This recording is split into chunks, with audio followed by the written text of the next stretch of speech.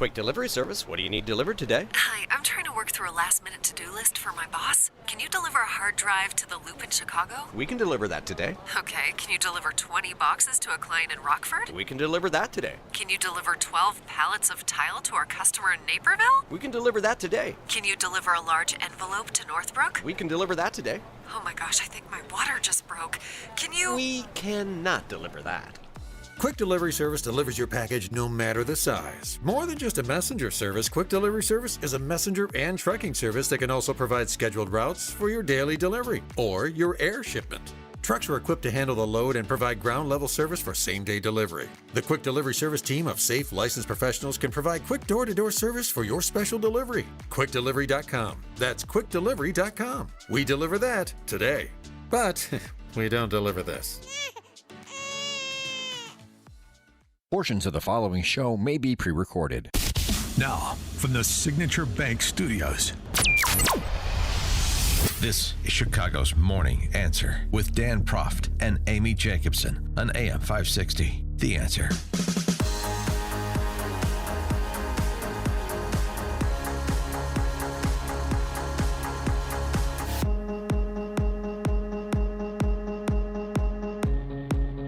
Top of the morning, Dan, and in for Amy this morning is former ABC7 political reporter Charles Thomas. Charles? Chomping at the bit, man. Lot going on in the country and the world, and right here in Chicago.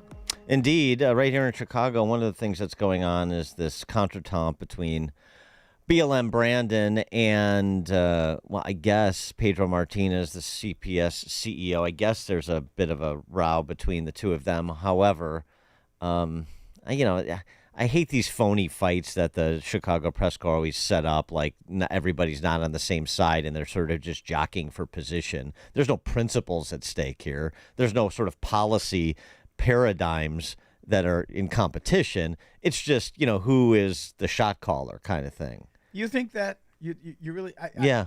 I just kind of think. I mean, what is Pedro Martinez going to do with CPS that Brandon Johnson doesn't want to do? He doesn't want to turn he doesn't want to turn the administration over to CTU. I think he's staking out.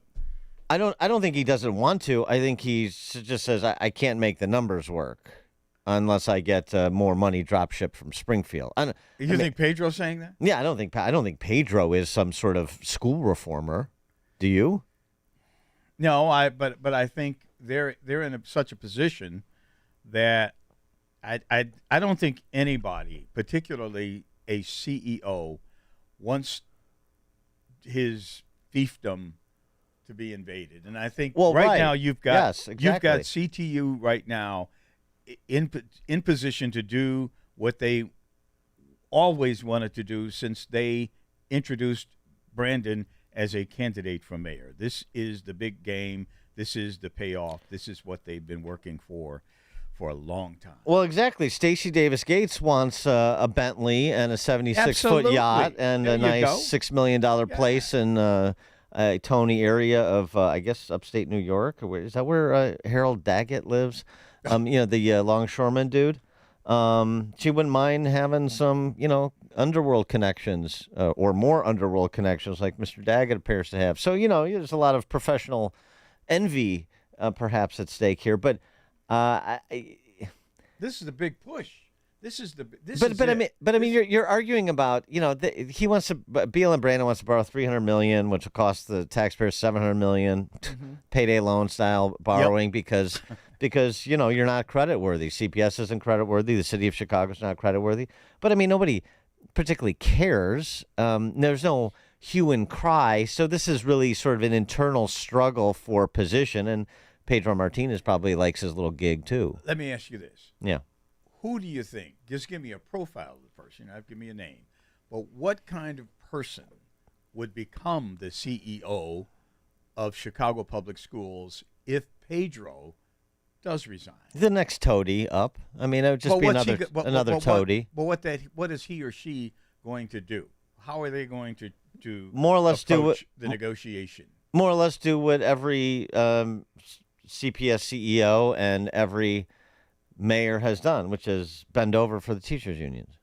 That's what happens. Yeah, but they bent over reluctantly, whereas this Well- new person is just going to say, "Hey, here I am." Just I mean, bend over reluctantly. You have to sort of keep up appearances that there's some real negotiation here, and I mean, and don't embarrass me, don't come at me, and I won't embarrass you and come at you. We'll try to figure this all out together so everybody gets paid and keeps their sinecures. But I don't think, like I said, I don't think there's anything that is substantive when it comes to educating children. Oh, remember, that's the point. But what these people? point. Well, hey, what are they doing? Hey, look, what about the race card here? What about the race card?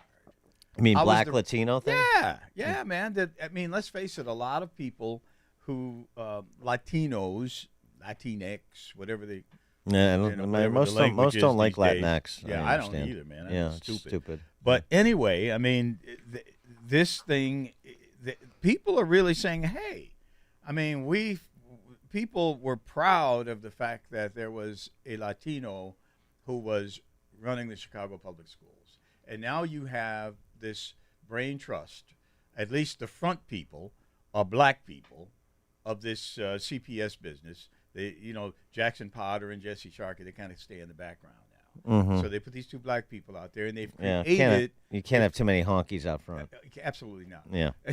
So they've created this situation where there's this fight going on between blacks and whites over who runs the Chicago Public Schools, and basically the blacks are fronting for the Marxists who run the Chicago Public Schools. I mean, Chicago Teachers Union. Yeah, I mean the honkies like Sharkey and Potter, the blacks like Stacey Davis. I mean, they are Marxists. Okay. Yeah. I mean, they're I mean, some of them may be useful idiots, but I mean, look, you bring Arnie Duncan back. That wonderful school reformer. Obama told me he was. Bring him back. The same thing would be going on.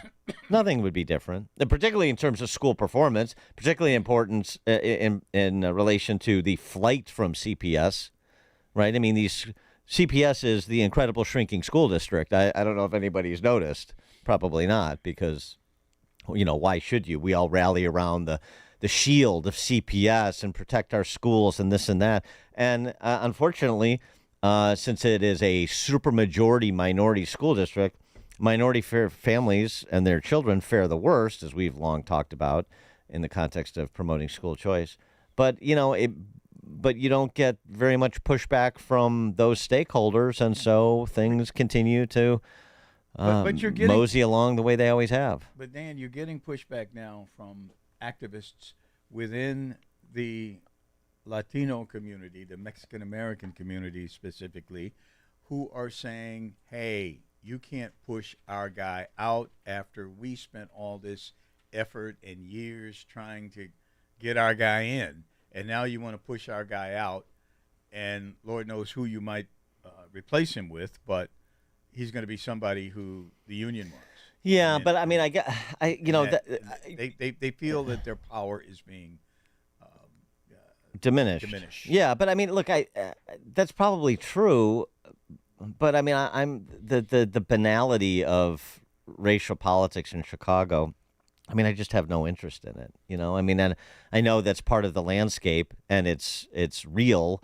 It has to be addressed, but I mean, that's all this is then.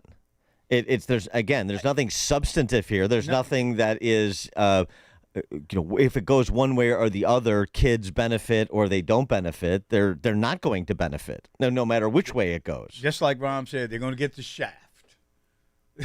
That's. I think that was a Rahm Emanuel quote from 2011.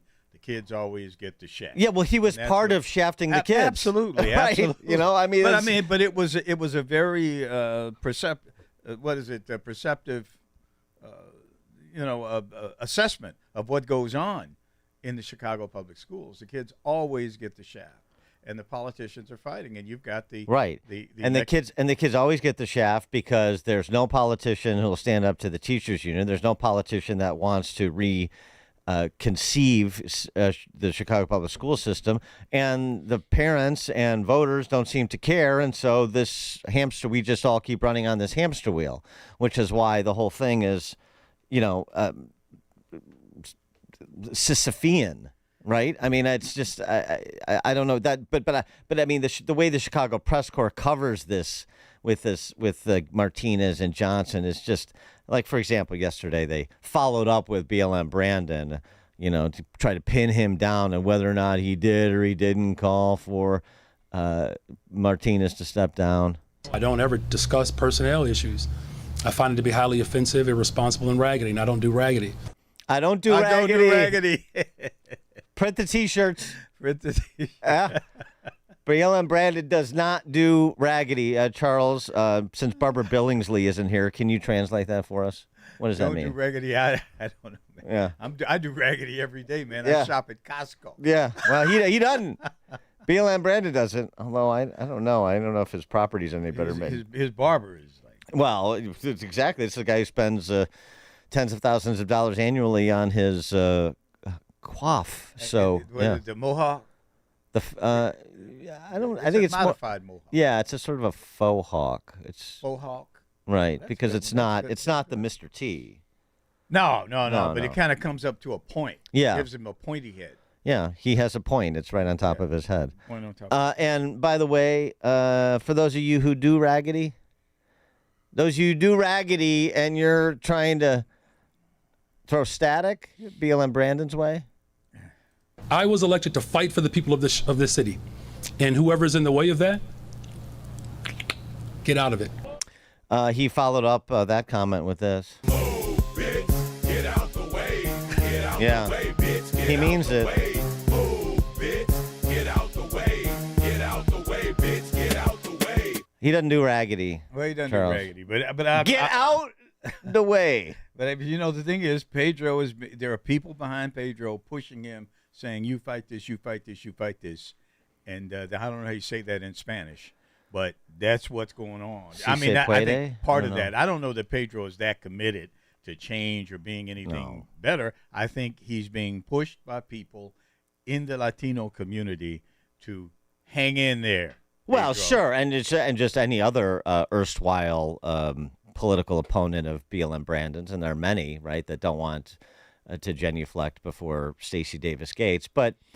The one thing that's interesting about this, at least the facade has been taken down that the mayor doesn't control the Chicago Public Schools, because we've had a lot of mayors that it's a separate taxing body. They have a school board. I don't know what's going on over at CPS, but I'm challenging them to do better. Like there's real separation. At least BLM Brandon is basically saying no, there's no separation. Yeah, and not only that, I mean they raise my taxes every year.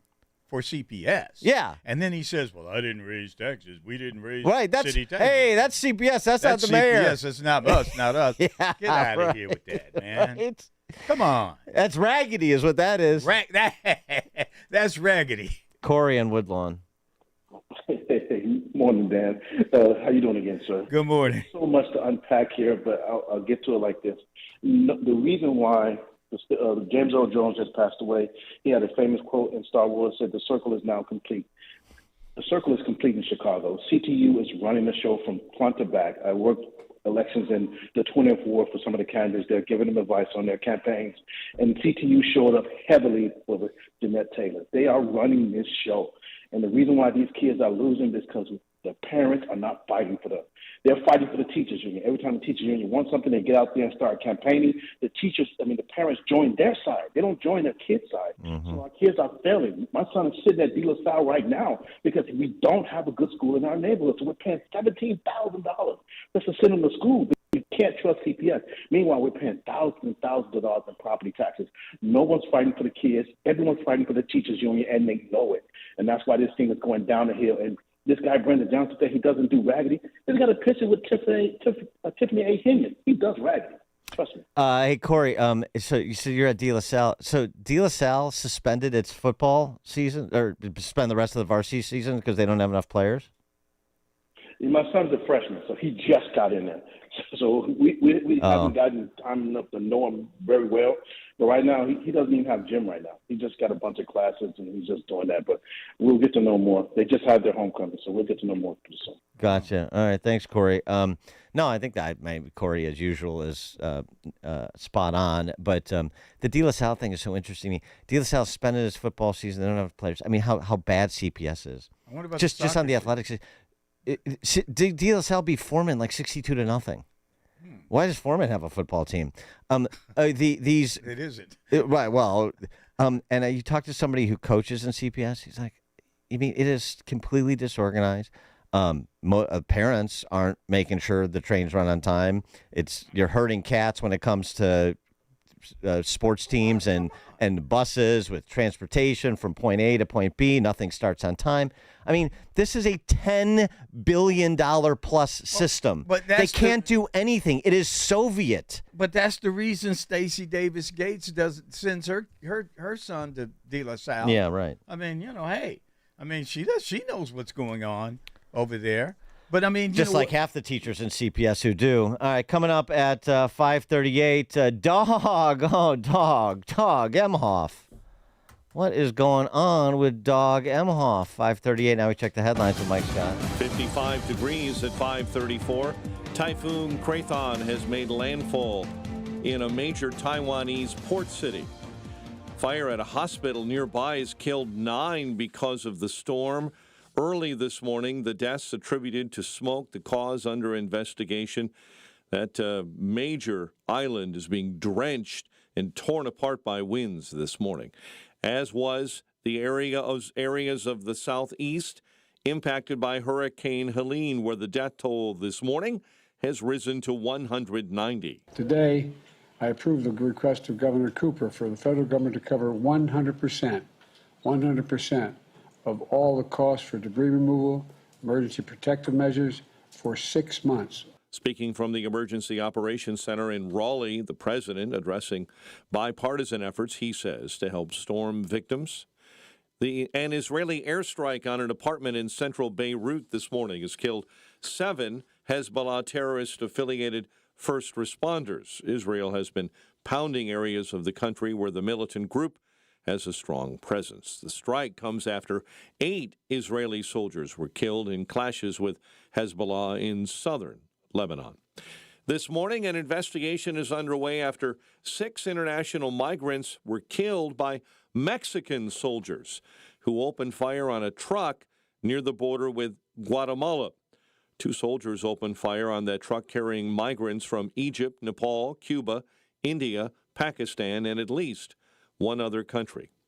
New details are being released related to former President Trump's alleged efforts to try and overturn the 2020 election. In a court filing, special counsel Jack Smith said Trump intentionally lied to former VP Mike Pence and some state election officials. J.D. Vance back on the road after his win in the vice presidential debate. And it is great to be in the state that I think is going to be pivotal to giving us 270 electoral votes and making Donald Trump the next president of the United States. Donald Trump's presidential campaign raised a big number in September, $160 million. Crippling strike at major ports along the Gulf and East Coast entering day 3. United Airlines getting a pass from the FAA. The FAA announcing Wednesday it's finished its safety investigation into the airline without finding any significant flaws. The FAA is ending enhanced oversight as well. Early voting already underway at many sites in the collar counties. Will get underway in the city of Chicago today at 9 a.m. at the so-called super site at 191 North Clark. 1 person seriously wounded following a shooting along the Stevenson Expressway. Authorities say the victim was shot last night on I-55 near Pulaski. Person hospitalized in critical condition. Chicago sports. Bulls have waived former Illini and SIU starter Marcus Domask just 2 days after starting training camp. Baseball, Tigers beat the Astros 5-2 to take their wild card series and move on to face the Guardians in the ALDS. Royals punched their ticket with a win over the Orioles, and the Brewers beat the Mets 5-3. Game 3 there this afternoon. The news service, a balance of nature, fruits and veggies in a capsule. Save 35% off your first preferred order with promo code Chicago. Hurry, offer ends soon. A check of traffic and weather on the way next on AM 560. If you listen to the mainstream media and the Democrats, you'd think it was a sin to be black and conservative. Well, John Anthony blows up that perception every week on Black and Right. Join John this Saturday afternoon at 4 when he pushes back against the left and its progressive agenda that tries to dictate how people should think or feel about politics. Listen to Black and Right this Saturday afternoon at 4, right here on AM 560. The Answer. Dennis Prager here. Join me on an unforgettable cruise to the Caribbean this November. We'll cruise to the vibrant islands of Half Moon Cay, Curacao, Bonaire, Turks and Caicos, and much more. We'll be joined by special guest Sean McDowell, and we'll both be sharing insights into current events in a way I hope energizes and challenges you. Secure your spot before space runs out by calling 855-565-5519 or book online at pragercruise.com. Hi, this is Carl Amari. I'm Lisa Wolf. Join us every Saturday night beginning at 8 p.m. for all things entertainment on Hollywood 360. If you love classic radio shows, The Shadow, Jack Benny, The Lone Ranger, Dragnet, Gunsmoke, and many more, we have them for you on Hollywood 360. We'll also present trivia contests with prizes, showbiz news, celebrity interviews, games, and movie reviews. So don't miss Hollywood 360 every Saturday night beginning at 8 p.m. on AM 560, The Answer. Are your file cabinets stuffed with work orders, invoices, bills of lading, medical records, and or compliance papers? There's a solution to clear the clutter by converting your documents into accessible digital form with the help of IDT. They can scan your documents for you or provide you with the technology to transform your workspace with easy and innovative IoT smart connected scanning technology. IoT smart connected scanning not only captures your information, it connects your documents directly to your existing digital systems, ensuring seamless integration and immediate access. Plus, it works with your existing Microsoft Office 365 technology. Convert those physical files into secure, searchable, easy-to-find digital formats. Goodbye, paper chaos. Hello, streamlined, secure digital environment. Visit ready4idt.com. That's ready, the number 4idt.com.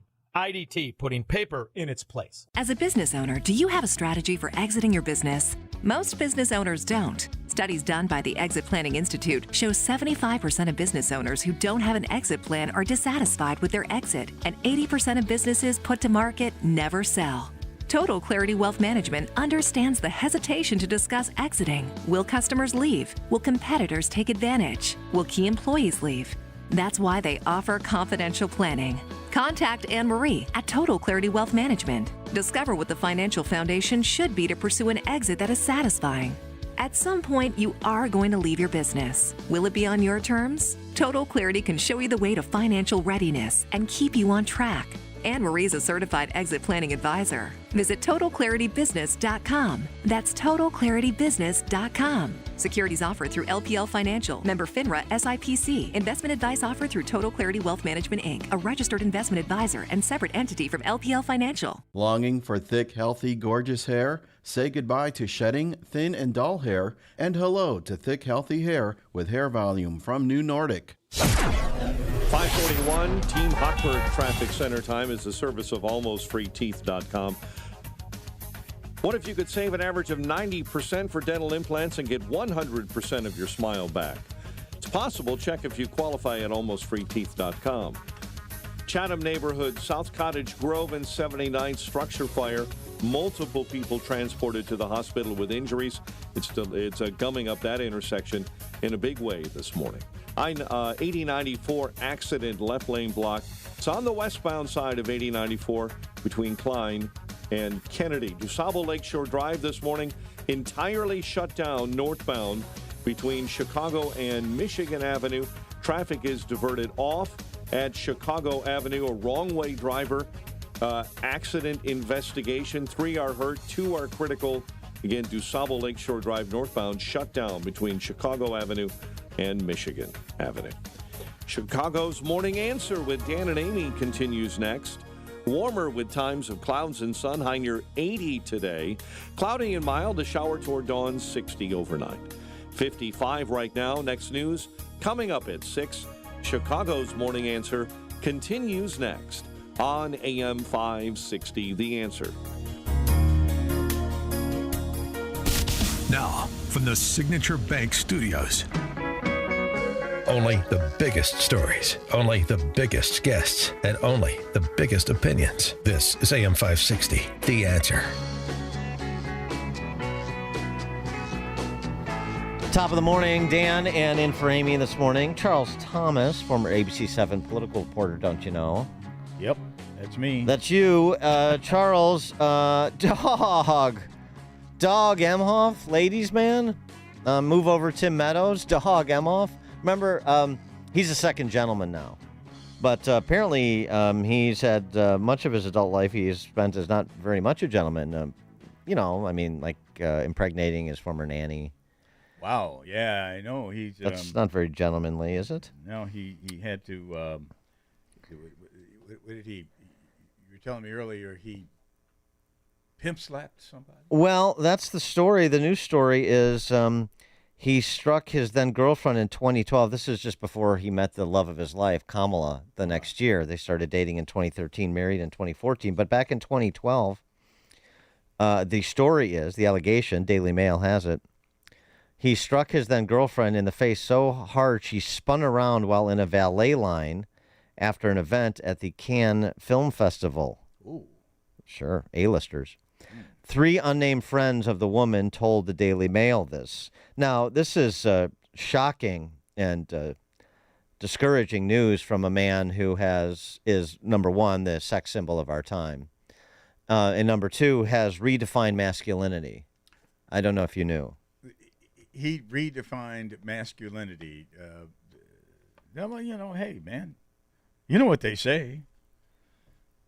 No, what do they say? Pimping ain't easy. It isn't. And I'll tell you, the story goes, after the alleged slap, the New York lawyer, who was not identified, her face in the picture has been blotted out, called one of the friends, a male businessman, sobbing in her cab immediately after the incident, according to the Daily Mail. Emhoff said the friend forced his way into the cab and was with the woman when she made the call. It was very clear what she was telling me. She said she was with a guy, her date. She was at Cannes, and he hit her. She was in the car with him at the time. The woman told him, I didn't know what to do. I didn't know whether to call the French police. I couldn't get a hold of her after calling back. Apparently, too, she slapped him back. I wonder who hit harder. Wait a minute. Why did he hit her? I mean, not that it would ever be justified. No, right. But what was the genesis of the argument, of the dispute? My understanding from the story is that he was upset that she was allegedly flirting with another dude at the film festival. That's called reckless eyeballing. Is that reckless eyeballing? Is that what they call it? Yeah. Uh-huh. I don't know if it was the come hither look or if it was just having a conversation. But anyway, she was completely caught off guard, according to friends who spoke to the Daily Mail. All 3 friends said the woman tried to leave following the assault, but Emhoff forced his way into the cab with her. Wow. This is the guy who's Kamala's husband, right? This is the second gentleman. Sir. Second gentleman. 312-642-5600, turnkey.pro answer line, as well as text line. And actually, Fredo Cuomo has unintentionally lurched into an insight here. Fredo Cuomo, reporting on this yesterday, had this to say. See if you don't agree. If the name were Trump instead of Emhoff, it would be all over the news. Daily Mail, echoed by the New York Post, has a story. Doug Emhoff, Kamala Harris's husband, accused of striking a woman he was on a date with at the Cannes Film Festival back in 2012. They had been drinking, and he didn't like how she talked to the valet. He smacked her. She smacked him back. You do not get very often people coming forward named, and the reason is they're worried about retaliation. These are very powerful people we're talking about. 3 friends all saying they were told the same thing. 2 of them contemporaneously This woman, Jane, we're calling her, she called one of the friends immediately after the incident. That's what this friend told me.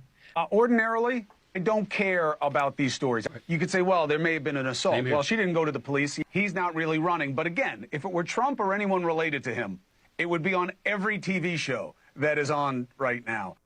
312-642-5600. Again, especially when Doug Emhoff is making toxic masculinity, combating toxic masculinity, his raison d'etre. Were he to become the first gentleman, upgrade from the second gentleman, he would redouble his efforts to really eradicate toxic masculinity from our culture. It's a huge problem. He explained to Jonathan Capehart from the New York Times. Talk about masculinity for a moment. Has being second gentleman changed your own view of perceived gender roles or what it means to be a man? This is something I've thought about a lot and something I've spoken about a lot. There's too much of toxicity, masculine toxicity out there, and we've kind of confused what it means to be a man, what it means to be masculine, where you've got this trope out there that you've got to be tough and angry and lash out to be strong. It's just the opposite. Strength is how you show your love for people. Strength is how you are for people and how you have their back and how you stick up for other people and pushing out against bullies. I mean, that's what I believe it is. So every time I can speak against this toxicity, we're seeing it with our younger people. We're seeing it in our discourse and our politics, in the media. You're seeing it as it relates to so many of the issues that we're pushing back on. So I think it's a problem, and I'm going to continue to use this platform every time I get to speak out against this toxic masculinity that's out there. That's so wonderful. I mean, I suppose we need to consider that maybe this incident from 2012 that's being reported was an example of his tough love approach to eradicate toxic masculinity in some imperceptible way that isn't clear to me exactly. But I just think that he, sometimes he has so much love for other human beings, he doesn't know where to put it. Do you know what I mean? Mm-hmm. Yeah. So, I mean, that's sort of the thing with the nanny too. He has such reverence for women that sometimes the love sort of overflows from him, and it can present itself in less than constructive ways, even though at the heart the intentions are pure. You know what I mean? I'm trying to Kamala-splain it to you, Charles. Kamala-splain. Yeah. Yeah.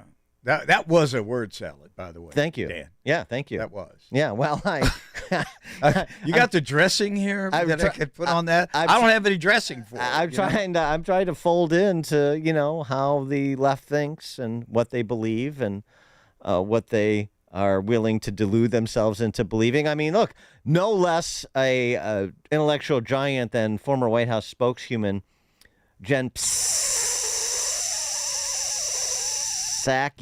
also sat down with Doug Emhoff to explore how he has redefined masculinity. Talked about your role here is how your role has reshaped the perception of masculinity. And I'm not sure you planned on that, but you are an incredibly supportive spouse. Has that been an evolution for you? And do you think that's part of the role you might play as first gentleman?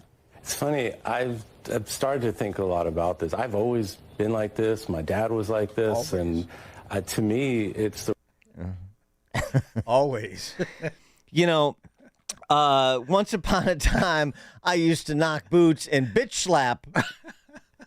But now... Had to check them. Yeah. Had to check her. Don't make... What? Yeah. What did you say? What? I mean, I can hear him now, I mean, Bishop Don Magic Wand would be proud.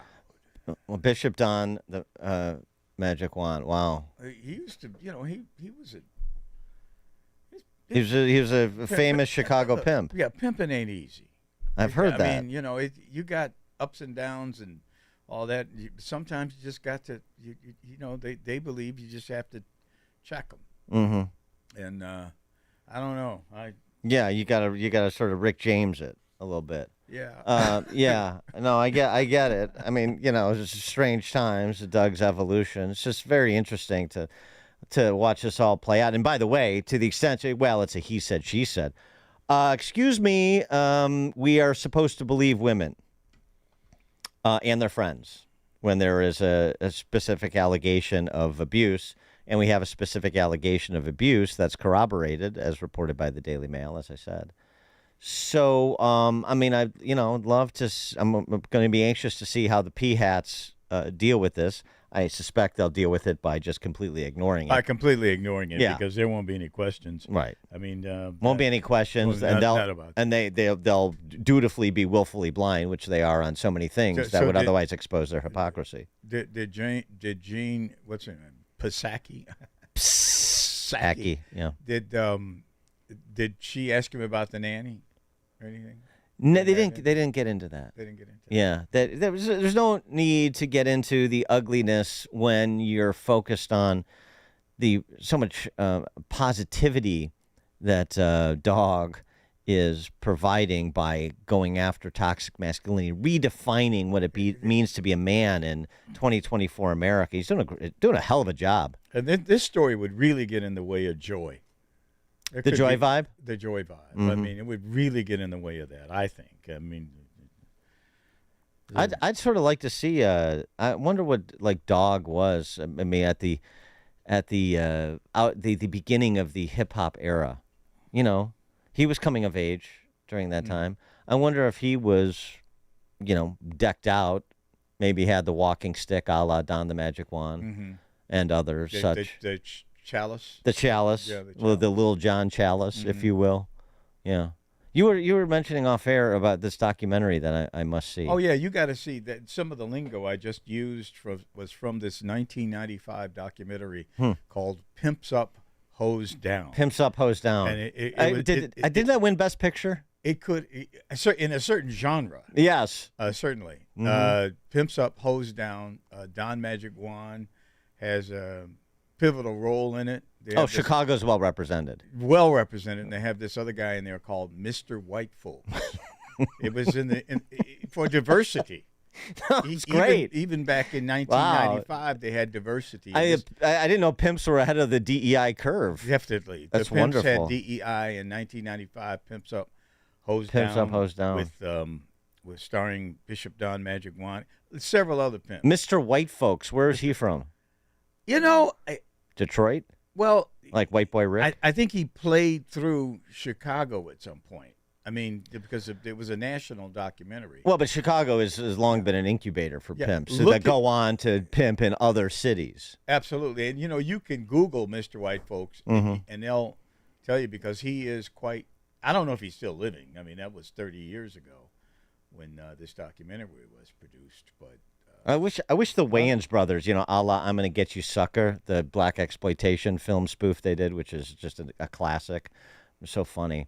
I wish they would do get Damon Wayans. I know he's got like a sitcom on a network, so he's got to be careful. But get like Keenan and Damon Wayans and Marlon and do like a little Doug Emhoff spoof. Wouldn't that be fun? You know, there is actually a Wikipedia entry for Mr. White Folks. Is there? And Pimps Up, Hoes Down. So if you want to check it out, check it out.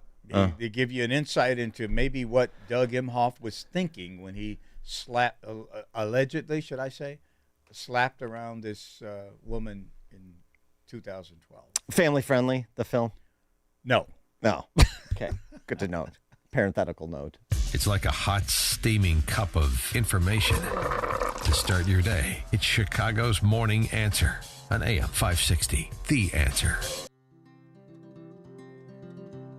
Balance of Nature's fruits and veggies supplements, changing the world one life at a time. Oh, I love it. I'm 83 years old, and it has helped me. Everything was okay. I feel better. I just turned 90, so I'm doing real good. I'm doing great. I'm doing great. You know, some guys tell me, oh, that's psychological, man. I said, let me tell you something. I don't care what it is. It's working.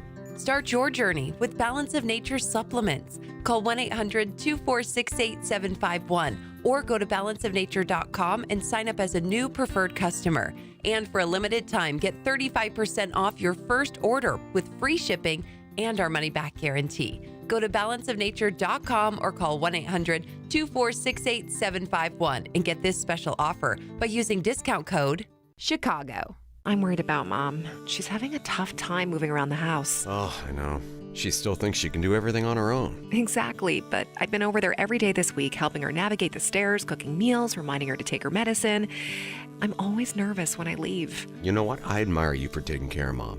But your family needs you too. And what if she slips and falls? A friend recommended the caregivers at Senior Helpers of Naperville Southwest. They service Cook, DuPage, Kane, and Will counties. They guarantee compatibility and they'll conduct a free safety assessment of her home. Plus, they'll provide as little or as much care as Mom needs. Senior Helpers of Naperville Southwest, offering both hourly and live-in care. Schedule a free assessment today by calling 331-281-0728. That's 331-281-0728. Again, that's 331-281-0728. And tell them AM 560 sent you. Senior Helpers of Naperville Southwest. Senior care, only better.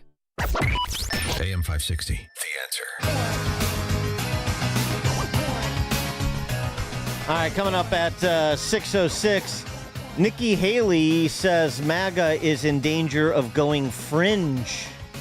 We'll get your reactions to her commentary. 6:06. Now we check the headlines with Mike Scott. One critically wounded in a Stevenson Expressway shooting overnight. Some early voting is underway in the city of Chicago, beginning this morning at 9 a.m. Judge vacates a conviction of a final defendant in the killing of an off-duty Chicago police officer. Judge has also denied a motion in a federal case to drop key charges ahead of the Mike Madigan trial. The Illinois Supreme Court has suspended Chicago lawyer Jeffrey Leving, and the Blackhawks make roster cuts. WIND Chicago News Time, 6 o'clock. Sirens wail again in Israel.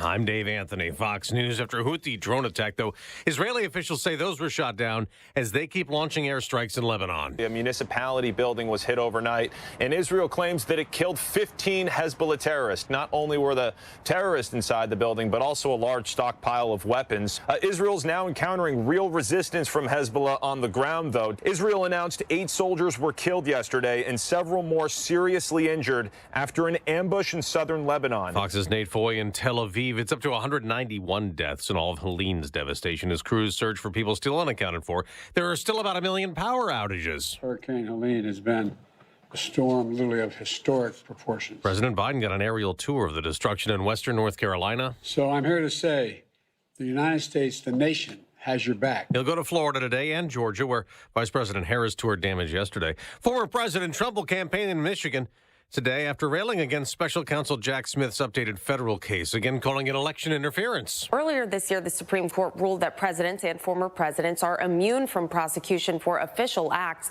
which required Smith to file another indictment against Trump to navigate that ruling. But Smith argues, quote, none of the allegations or the evidence is protected by presidential immunity and says that this was all a private scheme.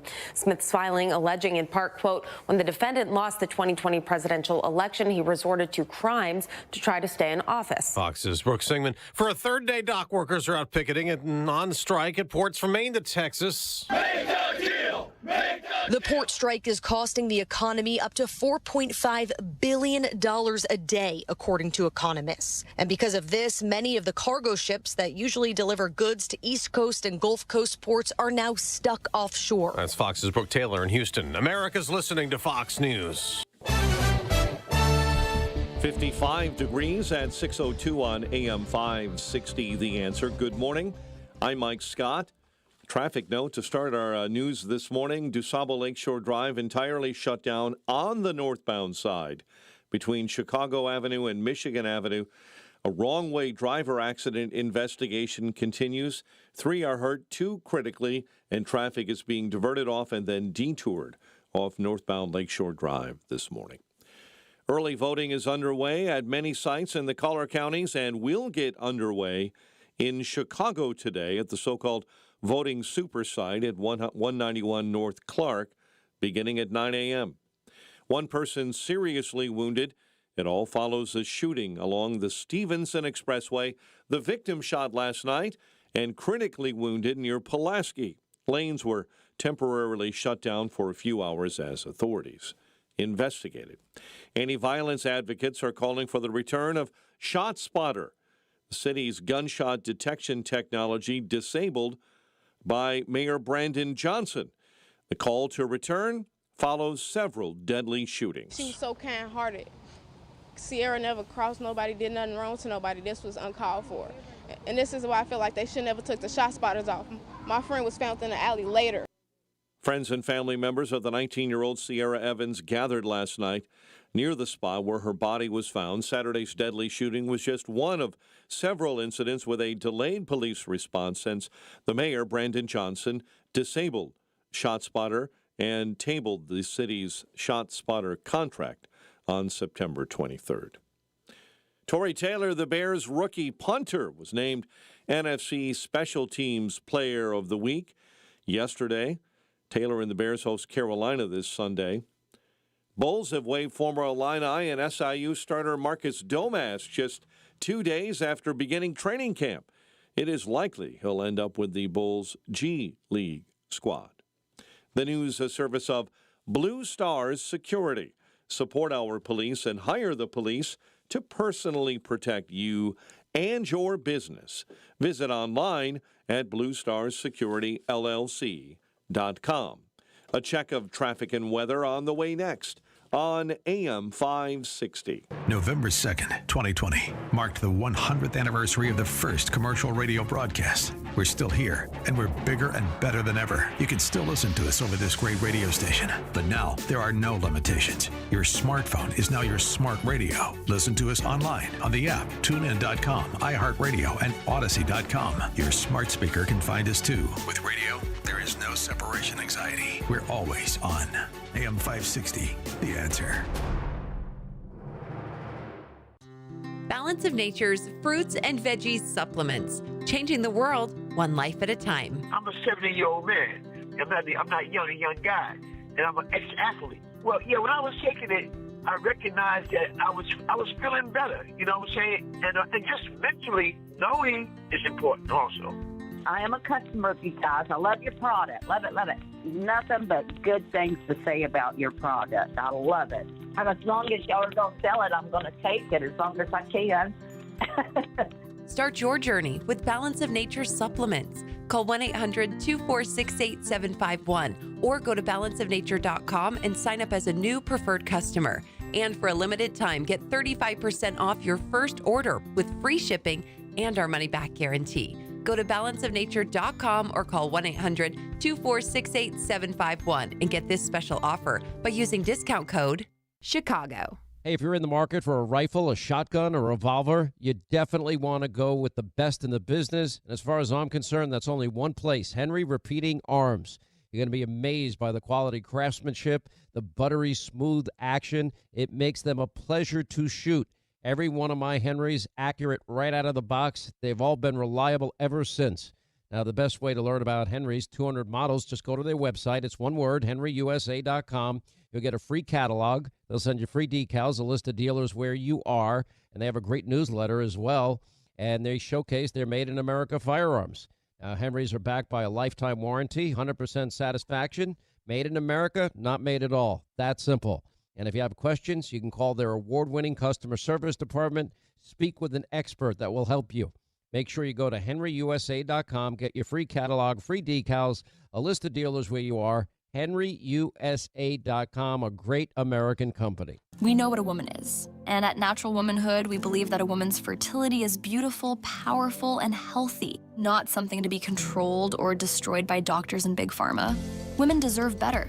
Women deserve to know and claim the uniqueness of their natural female bodies. Women deserve access to authentic, holistic, and restorative reproductive health solutions. Women deserve to know they have real solutions beyond birth control for treating menstrual cycles issues or for family planning. Options without harmful side effects. Natural Womanhood produces high-quality, informative articles, podcasts, and videos to empower women to know and love their bodies. Find evidence-based information about birth control issues and alternatives, cycle issues like endometriosis, infertility, IVF, and more. Break free from Big Pharma. Get healthier, learn how to work with your doctor to diagnose and treat cycle issues, or learn how to start conversations with resources from Natural Womanhood. Access the latest articles and podcasts, or even get a free consultation at naturalwomanhood.org. Visit naturalwomanhood.org today. 6:08. Team Hochberg Traffic Center time, a service of Papa Nicholas Coffee, a Chicagoland tradition for over 5 generations, combining heritage and innovation in every cup. Hot air roasted locally, cold blended in small batches to ensure premium quality. Online at papanicholas.com. Again, we led our newscast with it this morning. Big disruptions on DuSable Lakeshore Drive, northbound between Chicago and Michigan Avenue, all shut down due to a wrong-way driver accident. 3 hurt, 2 critically. Detours are in place as traffic is diverted off at Chicago Avenue. Bishop Ford accident, left lane blocked inbound between the Stony Island feeder and the Dan Ryan. I-57 motorcycle accident, 2 left lanes blocked. It's northbound 57 at Sibley. Chicago's Morning Answer with Dan and Amy continues next. Now, your official Chicagoland weather forecast with Steve Williams. Sun and clouds, a warmer day. High today near 80. Cloudy, mild, a shower tonight toward dawn, low 60. Shower in spots tomorrow morning, then clouds and sun, the high 73. Saturday, sunshine, a nice day, the high at 78. I'm Steve Williams on AM 560, The Answer. 55 at O'Hare. Next news, 6:30. Chicago's Morning Answer continues next on AM 560, The Answer. Now, from the Signature Bank Studios, this is Chicago's Morning Answer with Dan Proft and Amy Jacobson on AM 560, The Answer.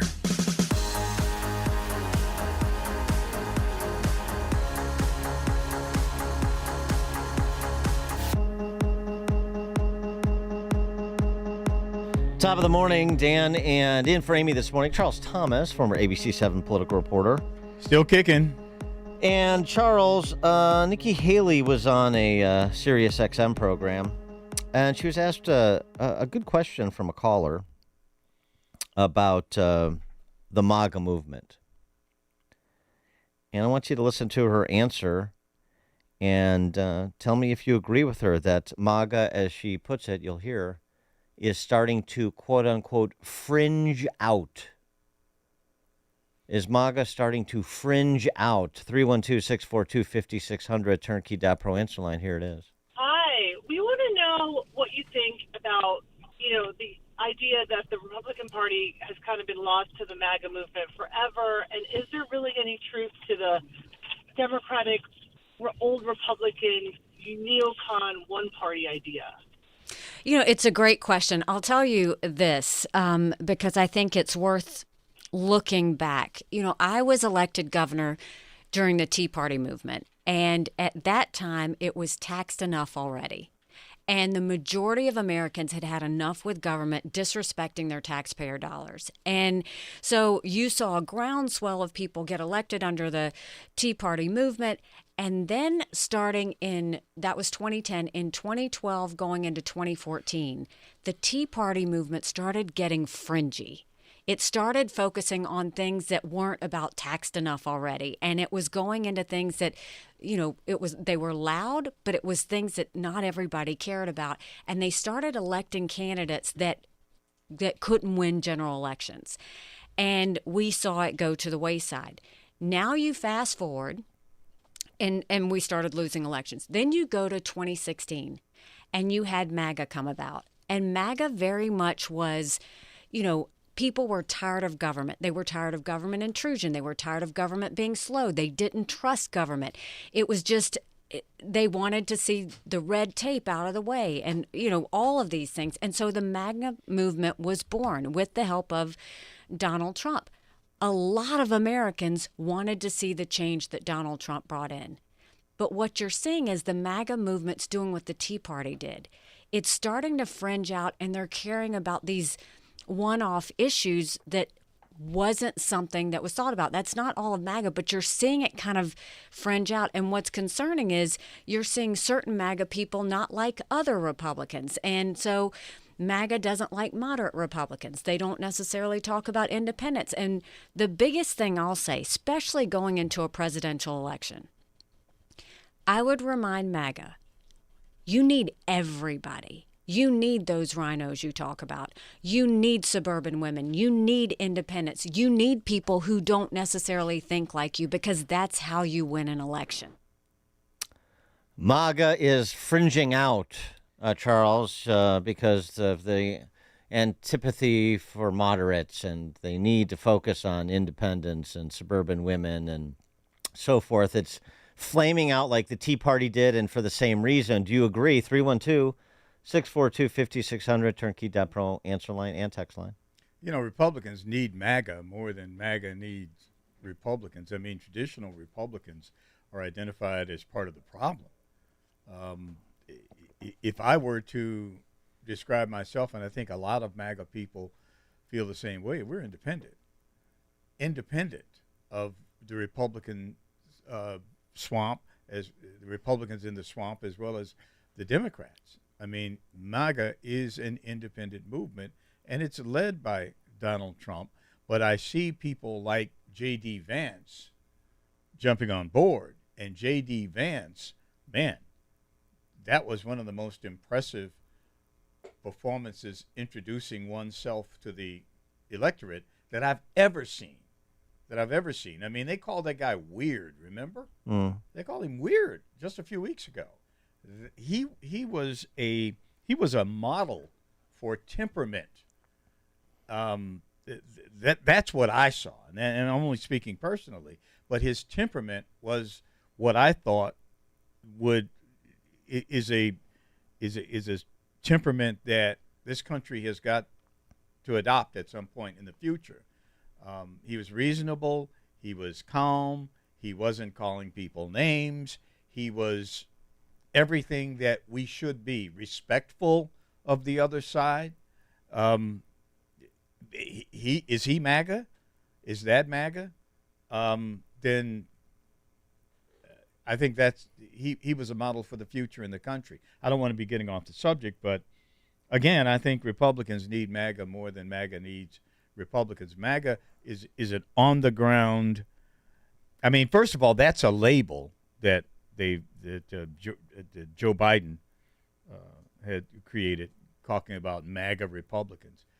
I wouldn't call them MAGA Republicans. I would call them MAGA, people that want to make America great again. And interesting story. I mean, I worked in Philadelphia back in the 1980s, made some contacts there.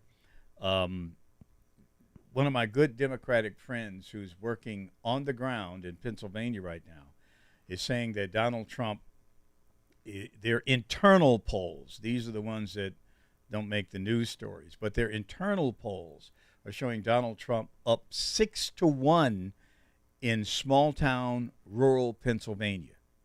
6-1, and that the Democrats are losing in a big way in outstate Pennsylvania, outside of Philadelphia, and Pittsburgh, which is Allegheny County in western Pennsylvania. But that's not those are the only areas that Kamala is holding her own. Well, it's not a surprise that Trump is winning those areas, but what you're saying is the margin is the surprise. The margin is absolutely the surprise. They've never won. Democrats have never won.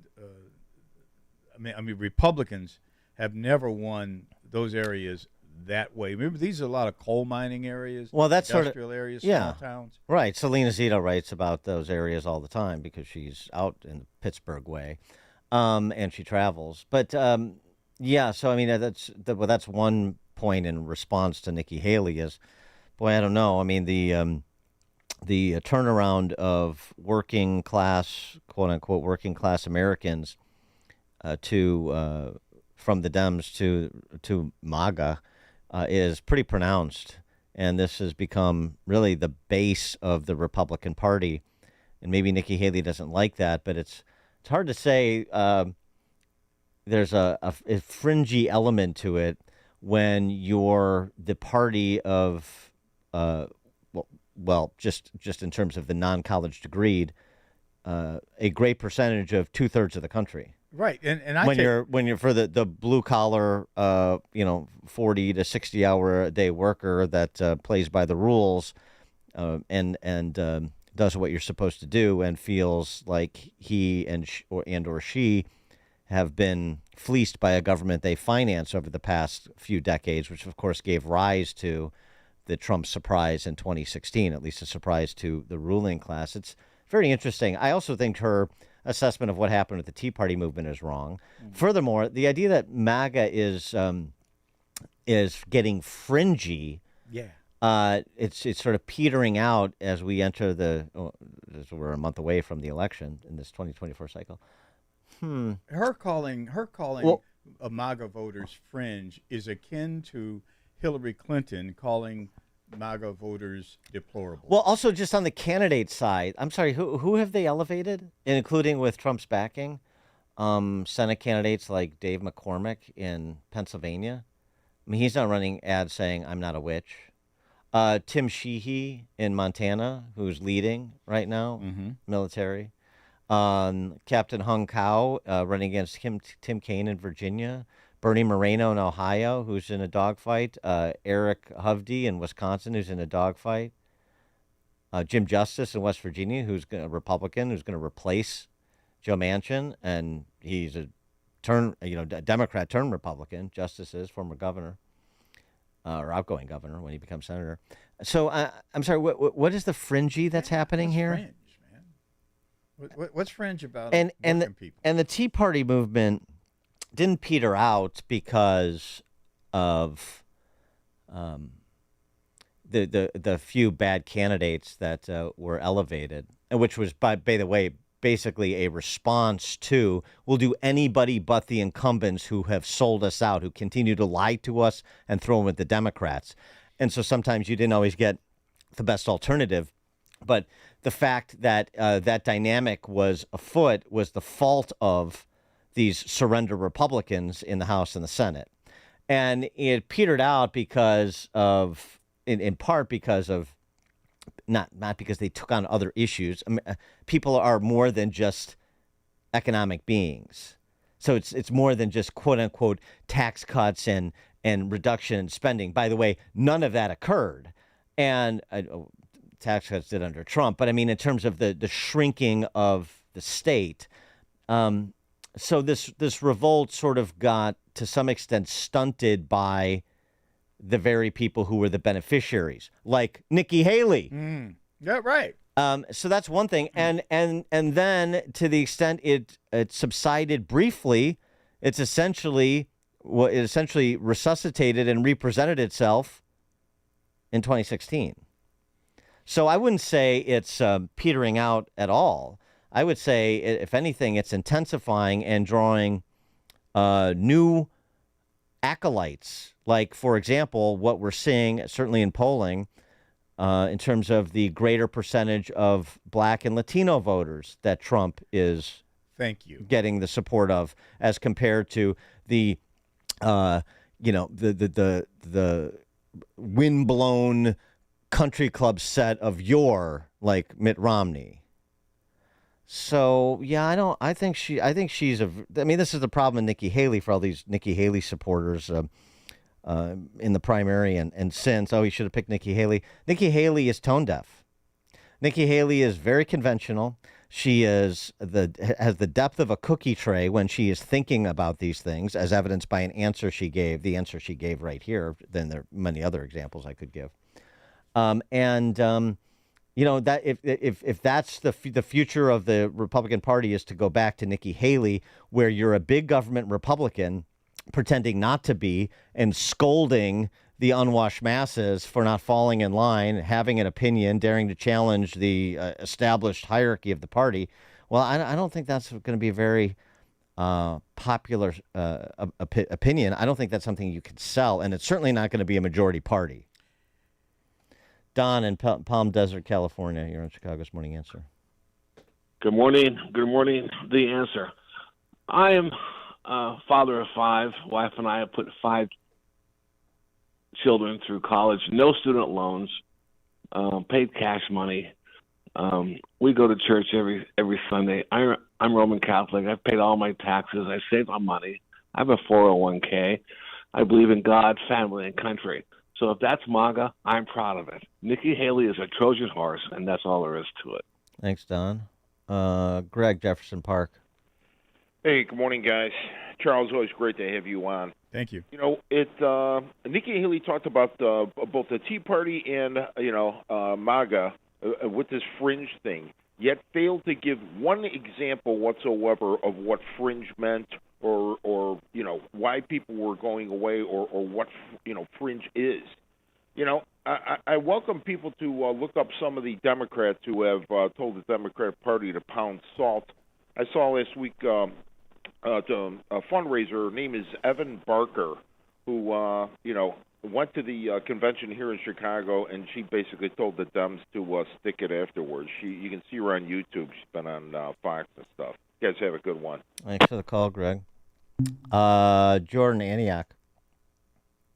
Good morning. I would say that Nikki Haley couldn't be more wrong, but she knows exactly what's going on, and what all that statement is she's a Democrat. She's gone that side, and projectionism is their thing. She's trying to hang on to anybody she can and convince those that might be semi-loyal to her to come with her.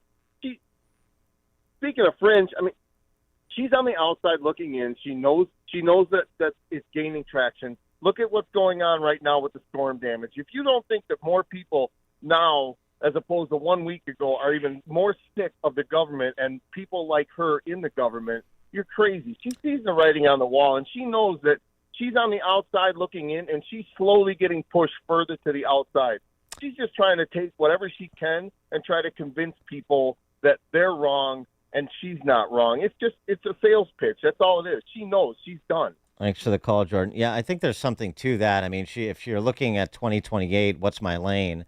While she's over at Edelman making money, which is fine. It's her right to do. But it could be very interesting to see, how she makes it rain for Edelman, what sort of inside the Beltway clients she helps to secure in terms of how she makes her money there as a C-suiter at Edelman. But anyway, to Jordan's point, right? Looking, what is going to be my lane in 28, especially with J.D. Vance in the offing. Particularly if Trump wins, of course, but even if he doesn't, J.D. Vance and the Josh Hawleys and the Tom Cottons, that sort of the next layer and generation of leadership, they're going to be much more conservative and much more affiliated with MAGA than me after challenging Trump in a primary. And so what's my lane? How do I stay relevant? I think that's a good insight. Lewis, Southside. Good morning, Dan, and good morning, Charles. Good morning. She's right. It's friggin' out. Okay. If you notice, yesterday at that debate, J.D. Vance, he wasn't insulting, and he wasn't saying anything about his ego. He was talking about like you say, there's a new group coming up, and that's him. That's him. He's not MAGA. He's not MAGA. And and only if Donald Trump would just shut up and get out of the way, she's falling right now.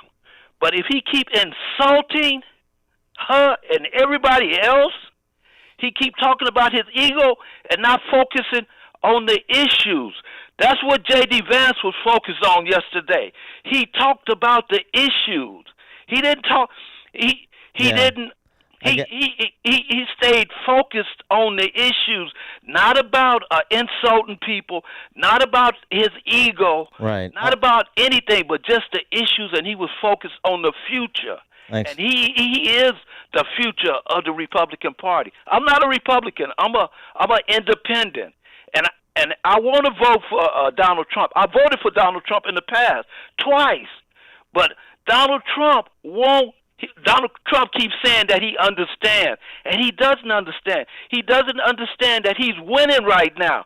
All he has to do is stop insulting people. All right, I got it. And leave his ego at home. Thanks for the call, Lewis. I mean, I get it, and that's not a uncommon lament about Trump. And if he was a little bit more like J.D. Vance was, the debate, he'd probably be in a little bit more comfortable position with respect to November 5th. I get all that. But, I mean, we're talking about the movement, generally speaking, and it's really this revolt against the ruling class, which we've been talking about for 15 years at least. And it's bigger than one man. And so when Trump exits the stage, whether it's in 4 years or after this election, it's not going to go away because the performance of the expert class, of the ruling class, has just gotten worse over that 15-year period. And there's a greater understanding of just how bad it's been. Somebody mentioned, I think it was Jordan, the response to Hurricane Helene. I mean, it's just over and over again. And anytime you see the government trying to do something big and or complicated, it fails spectacularly. The experts are routinely wrong, and they are indignant when they are exposed as being wrong. I mean, there's no admission, there's no course correction. Obviously, we saw that most spectacularly through COVID. But there's something else, too, that's going to happen after this election, regardless of outcome. And that is a Republican Party. We'll see if someone emerges. I don't know. I'm suspecting like maybe a Mike Lee or Rand Paul will. Somebody's going to make the case that the Republican Party needs to decide if they are like the left, like the new Bolsheviks, a party that thinks government is a source for doing good, and thus we should have government in all sorts of endeavors trying to do good for the American people. Or the more traditional conservative viewpoint that government is a necessary evil and should be severely limited. Because I got to tell you, I mean, J.D. Vance, from everything that I can glean, is a government is a force for good guy. I mean, this is why there was so much agreement sort of in principle, in motivation on the debate stage between Walz and him on Tuesday night. And that's an issue. The lack of distinction there. Now, what the two parties want government to do and not do, obviously, are somewhat different. But, you know, premises are important. Is government a force for good, or is government a necessary evil? That's a debate that's coming within the MAGA movement, if you will, and by extension, the Republican Party. Listen to podcasts of Dan and Amy from the AM 560 mobile app. Download it today at 560theanswer.com/mobile. If you own or run a business and you listen to AM 560, you might not realize that the conservative programming that you enjoy is supported by advertisers. Our loyal listeners love to do business with the advertisers they hear every day on AM 560. Now, it probably won't surprise you that there are some businesses who avoid advertising with us because they don't like what we do here. And that's okay, because our audience wants to support businesses that support what we do and think like we think. We would love to have you join the list of successful companies who are already reaching new, like-minded customers. Most AM 560 advertisers have been here for years for one simple reason: they get results. Join our efforts to make a difference in the lives of our listeners who are passionate about supporting our great family of AM 560 advertisers. To learn more, just visit 560theanswer.com/advertise. That's 560theanswer.com/advertise. AM 560, The Answer. Coming up at 6:36, you know, one of those fringe issues, according to a lot of establishment Republicans, is anything that has to do with the onslaught of cultural Marxism, including, for example, boys being allowed to play in women's sports. This is an issue that actually is taking a center stage in the Wisconsin Senate race, and it's an issue for Macy Petty. She's a college volleyball player, and she joins us at 6:36 to talk about it. Now we check the headlines with Mike Scott. 6:32, 54 degrees, central Israel targeted in another drone attack. Fox's Nate Foy is on the ground in Tel Aviv, Israel. The Houthi rebels are claiming responsibility for that attempted drone attack. The IDF says that there are no injuries. They shot those drones down. But the sirens are continuing to blare in northern Israel as airstrikes continue. In southern Lebanon, the municipality building was hit, and Israel claims that it killed 15 Hezbollah terrorists. Not only were the terrorists inside the building, but also a large stockpile of weapons. Israel's now encountering real resistance from Hezbollah on the ground, though. Israel announced 8 soldiers were killed and several more seriously injured after an ambush in southern Lebanon. It's the deadliest day on the Lebanese front since October 8th, when Hezbollah began firing on Israel. It comes as Israel confirms today it successfully has killed another senior Hamas leader, but it took place months ago. President Joe Biden visiting Georgia today, surveying hurricane damage there. It comes a week after Helene made landfall in Florida. I approve the request of Governor Cooper for the federal government to cover 100% of all the costs for debris removal, emergency protective measures for 6 months, all the costs. The death toll stands at 190 across the southeast. Officials say for the moment they're expecting only a limited impact on the drug supply chain from this week's port strike. A Japanese airport shut down yesterday after the explosion of a World War II-era U.S. bomb buried below the surface. It created a crater 23 feet wide. Almost 90 flights had to be canceled while crews worked to repair the damage.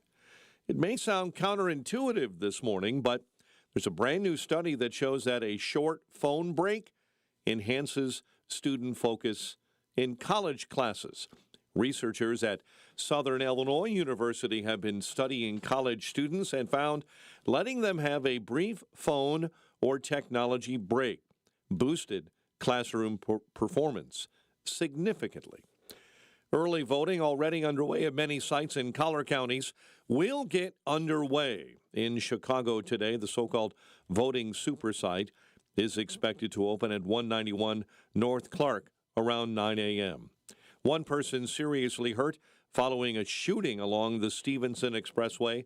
The victim was shot last night along the Stevenson near Pulaski. Lanes were temporarily shut down as the person was hospitalized in critical condition. Federal judge denying a motion to drop key charges in the case against former Illinois House Speaker, Democrat Michael Madigan, despite his Supreme Court ruling limiting bribery law. Republican U.S. Senator Mike Braun and Democrat nominee for governor Jennifer McCormack debated last night, their final meeting in Indiana. When I travel the state, they're worried about the economy. The federal government has been run by her party over the last 4 years, and we've got some of the worst economic results we've had ever.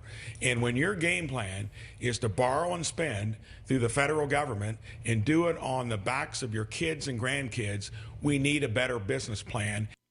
Braun and McCormack debated over increasing Indiana's minimum wage of $7.25 an hour. Earlier this week, Chicago Mayor Brandon Johnson said he did not ask anyone to do anything or resign. But when asked to clarify that statement Wednesday, the mayor refused. I don't ever discuss personnel issues. I find it to be highly offensive, irresponsible, and raggedy, and I don't do raggedy. However, in light of tensions between his office, the Chicago Public Schools, and the Chicago Teachers Union, Johnson made it clear that all of the leaders need to share his progressive agenda. I was elected to fight for the people of this city, and whoever's in the way of that, get out of it. Pedro Martinez and the mayor's school board refused to secure, at the mayor's behest, a short-term, high-interest, payday-style loan to fund a new teacher's contract. Illinois Supreme Court is suspending a Chicago lawyer from practicing law over allegations of charging clients excessive fees. Jeffrey Leving was issued a 5-month suspension. However, the court further ordered the suspension stayed after 60 days. The news service of Balance of Nature, fruits and veggies in a capsule. Order online at balanceofnature.com.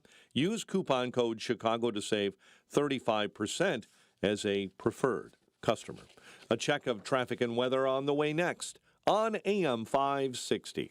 This radio station is always on, but sometimes you need more content that you can take with you anywhere. That's why we invented the SalemPodcastNetwork.com. You'll find all the great hosts on this radio station, plus a few more, like Charlie Kirk, Dinesh D'Souza, Trish Regan, Jenna Ellis, and Dennis and Julie. There's literally no end to what we can teach you. It's like radio on demand, and just like radio, it's always on.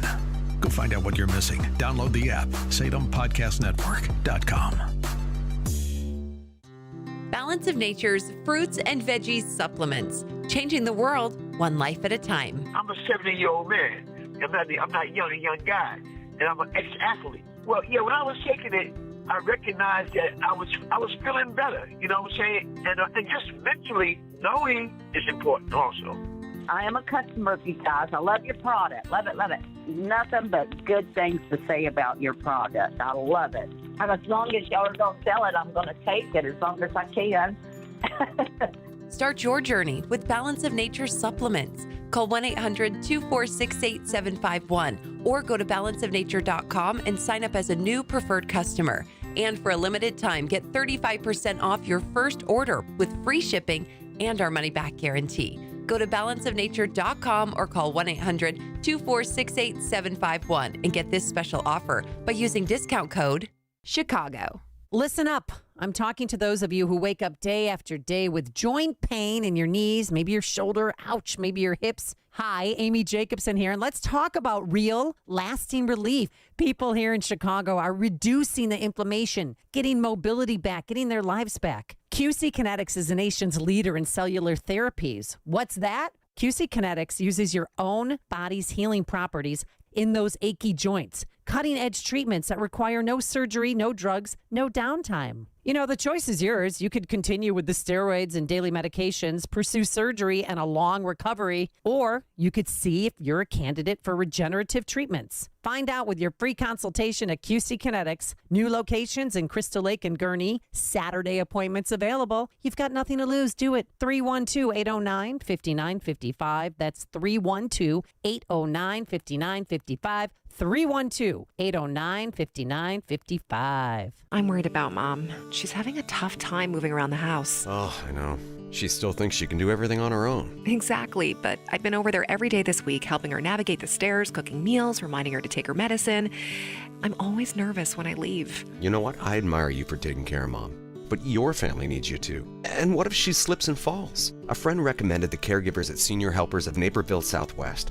They service Cook, DuPage, Kane, and Will counties. They guarantee compatibility and they'll conduct a free safety assessment of her home. Plus, they'll provide as little or as much care as Mom needs. Senior Helpers of Naperville Southwest, offering both hourly and live-in care. Schedule a free assessment today by calling 331-281-0728. That's 331-281-0728. Again, that's 331-281-0728. And tell them AM 560 sent you. Senior Helpers of Naperville Southwest. Senior care, only better. Is thinning hair or a receding hairline making you self-conscious? Try Hair Grow from New Nordic. Stop feeling embarrassed about thinning hair and start feeling your best with Hair Grow.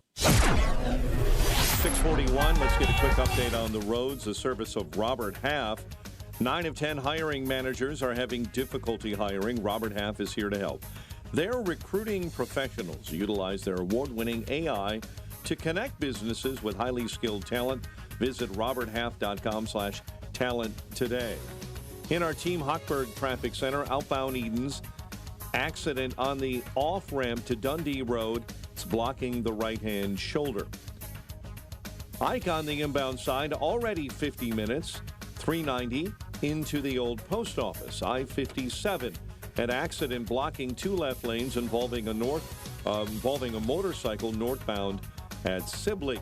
Inbound Bishop Ford, an accident with a left lane blocked between 111th and the Dan Ryan.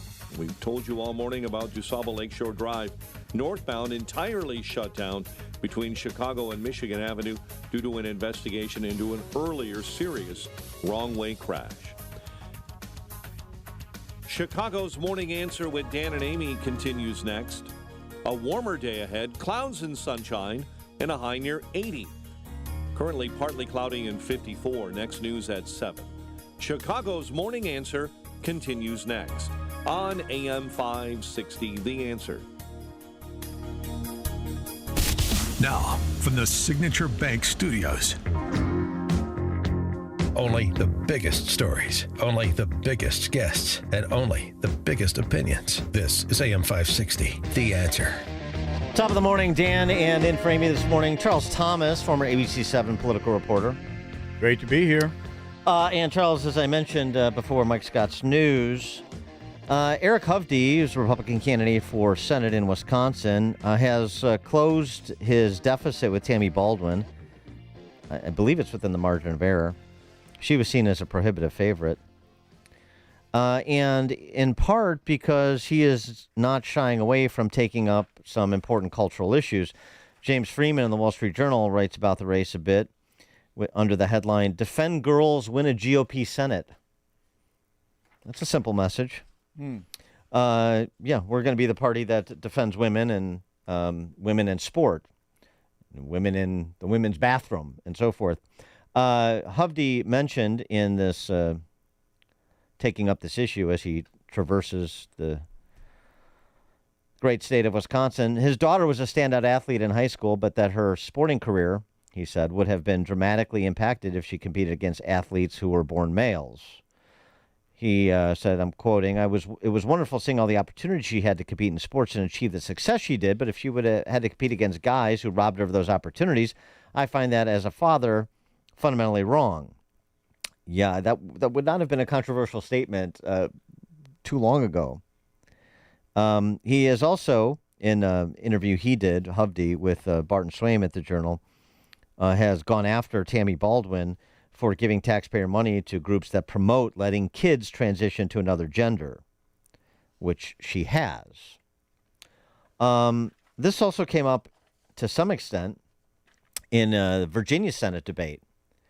Suburban dad on the download, Tim Kaine, is the incumbent. You remember? Yeah.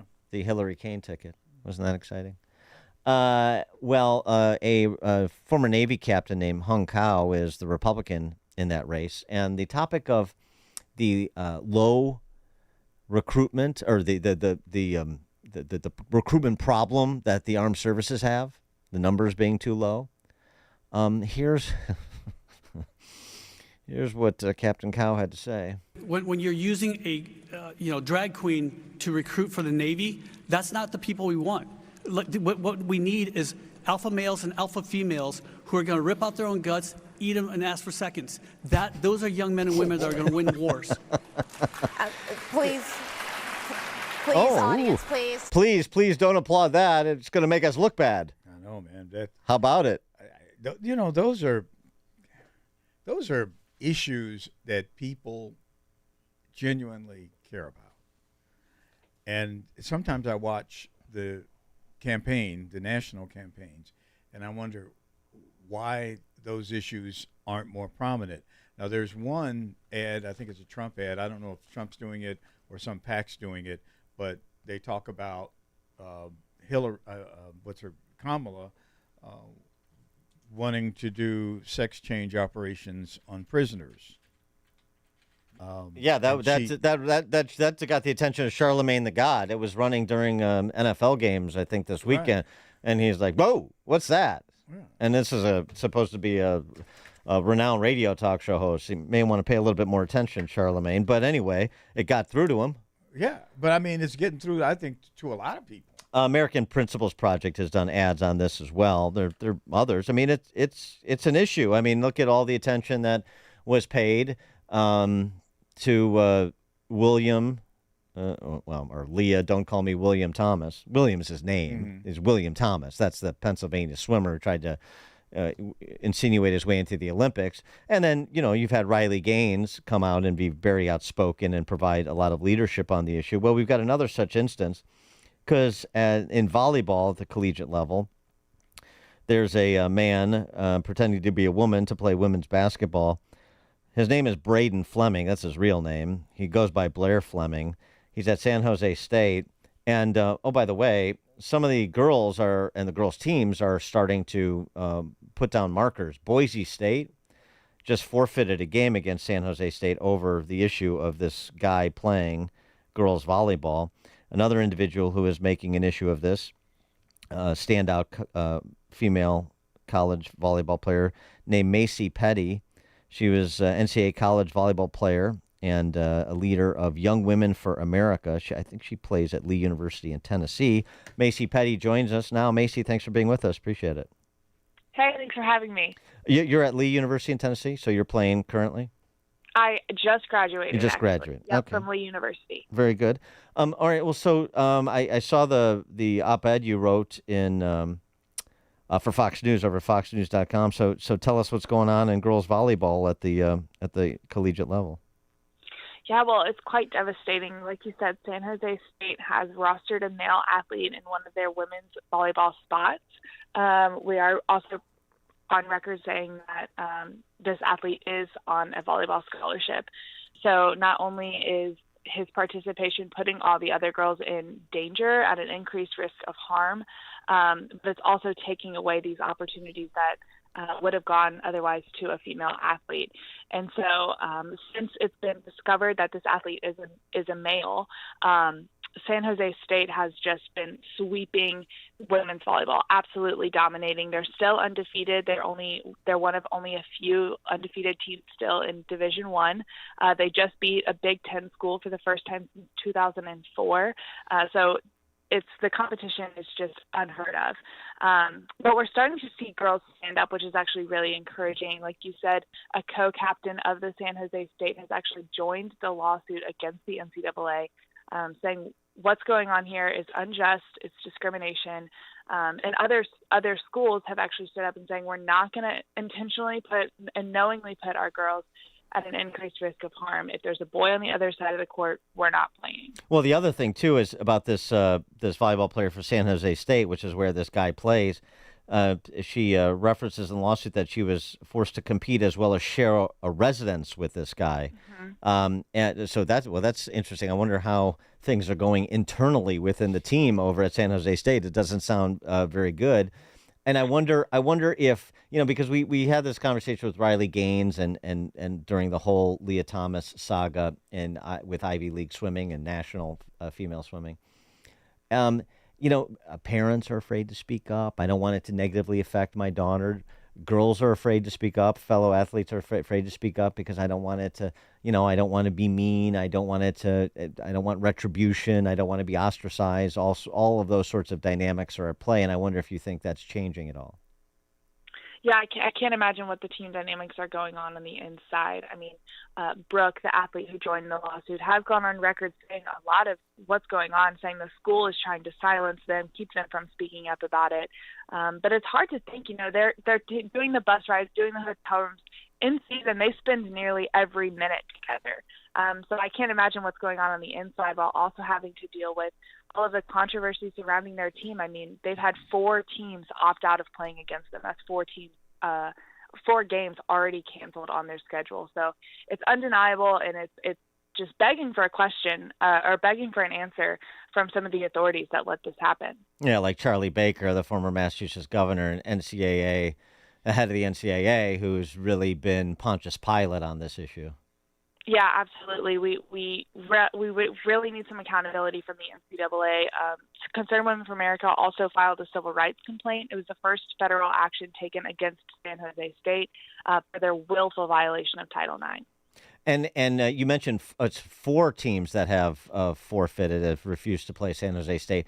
So to some extent, that's encouraging. It sounds like this, courage is contagious. It sounds like it's spreading a little bit, and more teams and female athletes and coaches are willing to say, no, we're not doing this. Yeah, absolutely. We are. It's just seeming to snowball, which is really encouraging. Just last night, Utah State said that they weren't playing anymore. which is really encouraging. And we hope that it's to protect their female athletes. Maybe they're scared because some of the girls are taking to the courts, and they're scared they would be liable if they willingly put their female athletes at an increased risk of injury. They haven't specified exactly what their reasoning is, but we are encouraged that they appear to be putting the safety of their female athletes first. So, like, what's your perspective on where this conversation is within the ranks of female college athletes? Obviously, I'm sure this was an issue that you discussed with your teammates and your coaches, and this is getting discussed, internally in this, this close-knit group of people who play, D1 college athletics. Yeah, well, there was a lie that kind of dominated for a long time that this wasn't really happening. People could just kind of sweep it under the rug and ignore it. But now we're seeing it at every level in every sport. And so it really does demand an answer. I've had several conversations with athletic directors and coaches and things like that who are all saying, what do we need to do here? Because it's obvious that this is a real issue. And so we're encouraged by some of the individual action that we've seen and just like promising and putting their own institutional policies in place to protect their female athletes. But everyone really is looking for a national regulation here to protect female athletes from the NCAA, from Congress, from somebody. Macy, this is Charles Thomas, the co-host today. What can the public do to help? Yeah, well, there's a couple of things to do. First of all, I think exposing when these issues happen, because a lot of the times they try and fly under the radar if they have a male athlete on their team. So we need people on the ground keeping an eye out, making sure that accountability is there for when there's a male athlete on the team. Second of all, like I said, we are encouraging universities to adopt some institutional policies, because Charlie Baker came out with a letter to the U.S. Senate saying that their trans inclusion policies aren't mandatory and schools can operate in their own institutional values.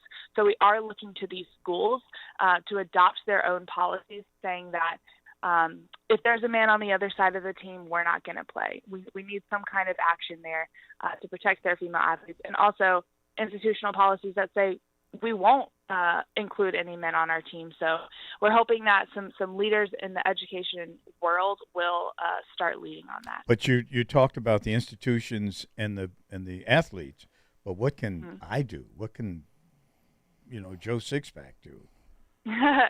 Yeah, well, I mean, there's definitely an aspect of support there for the female athletes, donating to the lawsuit, things like that, that are so critical in the success here. But I mean, even when it comes to things like education, if you're an alumni somewhere or on the board somewhere, even going to your school boards, just making sure that accountability is there, because ultimately they do have to listen to the voice of the people. Yeah, absolutely. Very good. And Charlie Baker's just being such a coward. It's really despicable. Macy Petty is a former NCAA college volleyball player at Lee University. She is now the leader of Young Women for America. Macy Petty, thanks so much for joining us. Appreciate it. Yeah, thanks so much for having me. And she joined us on the Turnkey.Pro answer line. There's only one radio show in Chicago talking about today's biggest stories and telling you what they really mean. That show is this one, Chicago's Morning Answer on AM 560, The Answer. This is Carol Platt-Liebau for townhall.com. Republicans haven't left a debate this happy since the second Reagan-Mondale face-off in 1984. Despite facing 3 opponents, Tim Walz plus 2 hostile moderators, J.D. Vance acquitted himself flawlessly. Of course, the questions were seeded with gratuitous fact checks and framed from the left. They focused on beltway obsessions like climate change and January 6th, ignoring topics like China, Ukraine, and the flood devastating the Southeast. Even so, Walz was overmatched. He looked by turns confused, afraid, and sad.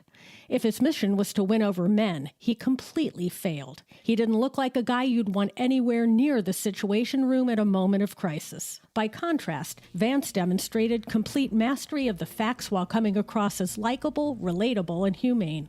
And he offers a model for the Republican Party in the way he talked about abortion. A star was born.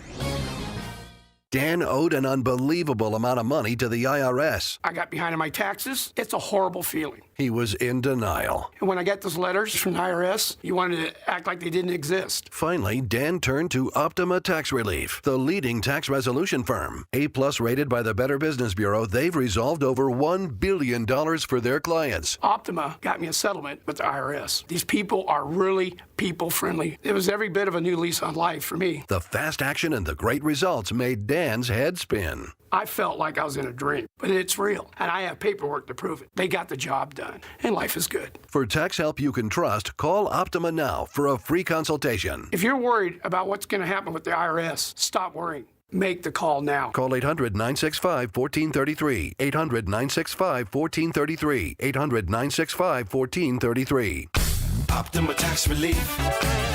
Testimonial from an actual client. Some restrictions apply. For complete details, please visit OptimaTaxRelief.com. For anyone with everyday aches and pains, I've got a question. What are you missing out on? Probably a lot. So let me tell you about Relief Factor.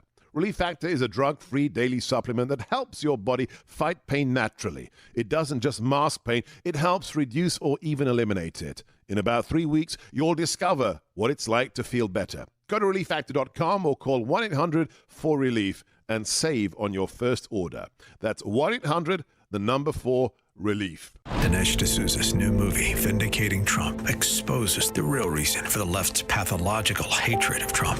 Trump has beaten back every attack against him. I am your voice. We have one target. Let's look at everything. Campaign, his family. Isn't that election interference? It's not interference if we do it. And that scares them. Vindicating Trump in theaters nationwide. Now, get your tickets today at vindicatingtrump.com. Rated PG-13. May be inappropriate for children under 13. Attention! If you owe money to the IRS, this is an urgent message. The IRS is cracking down by sending out heart-stopping letters, aggressively garnishing paychecks, seizing bank accounts, and putting liens on homes and businesses. They call it enforced compliance, and you better watch out because penalties and interest on unpaid taxes compound daily, making it seem impossible to ever get out of debt. Don't let the tax debt destroy your life. You need to call Optima Tax Relief, the #1 tax resolution firm. They're experts in the Fresh Start Initiative, one of the biggest breaks that the IRS has ever offered. If you qualify, you could save thousands. Optima's resolved over $1 billion of tax debt for their clients. A-plus rated with the Better Business Bureau, they'll fight to get you the best deal possible. Call Optima now for a free consultation. Call 800-965-1433. 800-965-1433. 800-965-1433. Optima Tax Relief. Some restrictions apply. For complete details, please visit OptimaTaxRelief.com. AM 560. The answer. Charles, you were saying off mic, wait till Dwayne Wade's trans son grows up. Yeah, he's got the basketball genes, and if he wants, or she wants to get involved, man. Woo. That could be interesting. All right, coming up 7:07, Amy Wax. It is now 7 o'clock, AM 560 WIND. The search continues for hurricane victims. I'm Dave Anthony, Fox News. Hundreds of people remain unaccounted for in the Helene devastation. 191 confirmed dead. And our job is to help as many people as we can, as quickly as we can, and as thoroughly as we can. President Biden will see more damage today in Florida and Georgia after getting an aerial tour of the destruction in western North Carolina, where Fox Weather's Steve Bender reports from Biltmore Village. Crews are now arriving, helping clean up the debris. But business owners seeing what's left for the very first time, many have lost everything, deciding to board up and then head back home. We have also watched locals that have started to scoop up buckets of water out of the river. The concern is there's a petroleum company where their tanker is leaking oil into the water. With so much damage across the Southeast, there's concern if Congress doesn't give FEMA more money. Homeland Security Secretary Alejandro Mayorkas says the Federal Emergency Management Agency is meeting immediate needs, but does not have enough funding to make it through hurricane season. He said another hurricane is expected to hit the U.S. before the season ends on November 30th. That's Fox's Tanya J. Powers. Israel keeps targeting Hezbollah with hundreds of airstrikes, one hit in the capital, Beirut, near the UN headquarters.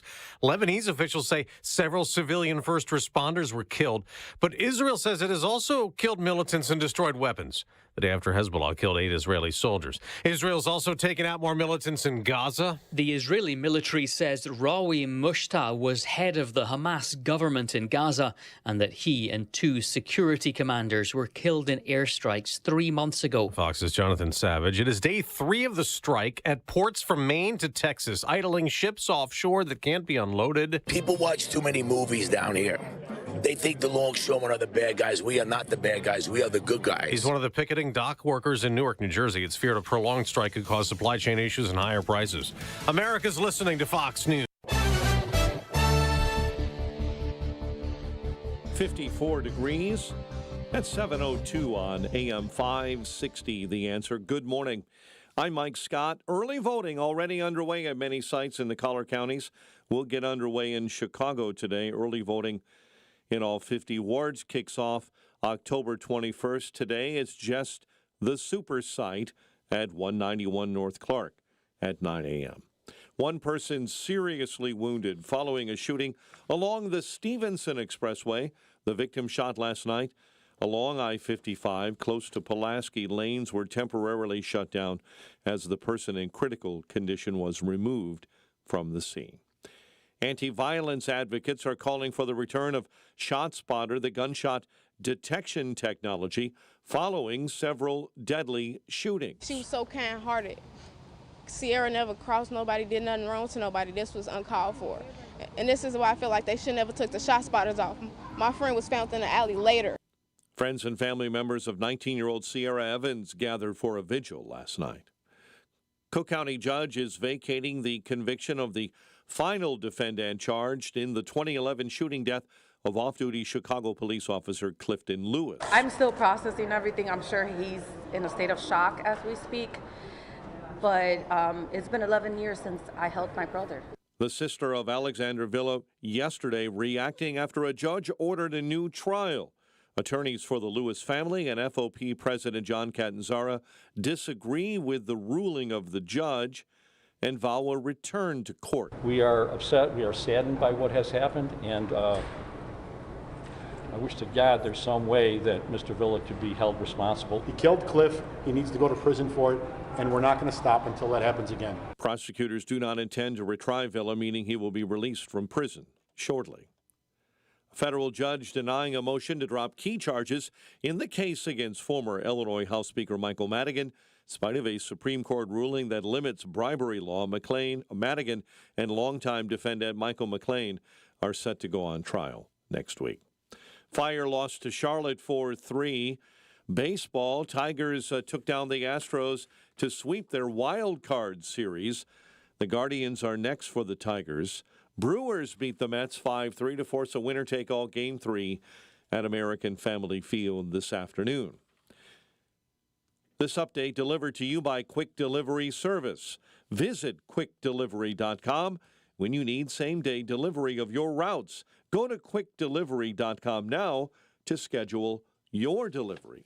A check of traffic and weather on the way next on AM 560. Your home is a valuable asset, and you want to take care of your home. From roofs, siding, windows, and doors to furnaces, flooring, landscaping, and much more. Listen to your go-to for all things home. It's Home Answers Radio every Sunday morning at 9. Presented by Lang Home Medical Equipment, Executive Green Carpet Cleaning, and by Valdecast Windows and Doors. Get answers from industry experts so you can make informed decisions about your home improvement. Right here on AM 560, The Answer.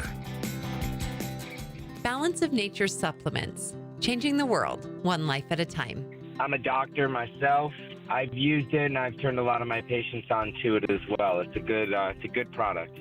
I've actually taken the bottles up to him, and my doctor, he tells me keep doing it. I am 87 years old, and I am an RN, and my PhD work is in anatomy and physiology. I watched your advertisement on TV, and I thought, I'll try it for just a month.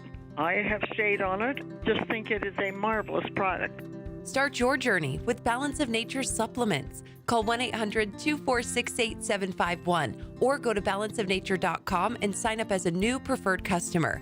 And for a limited time, get 35% off your first order with free shipping and our money-back guarantee. Go to balanceofnature.com or call 1-800-246-8751 and get this special offer by using discount code CHICAGO. If you're looking for a firearm, I just love and recommend highly Henry Repeating Arms. They make 200 models of rifles, shotguns, revolvers, and a wide variety of calibers and finishes. Plus, they have new releases all throughout the year.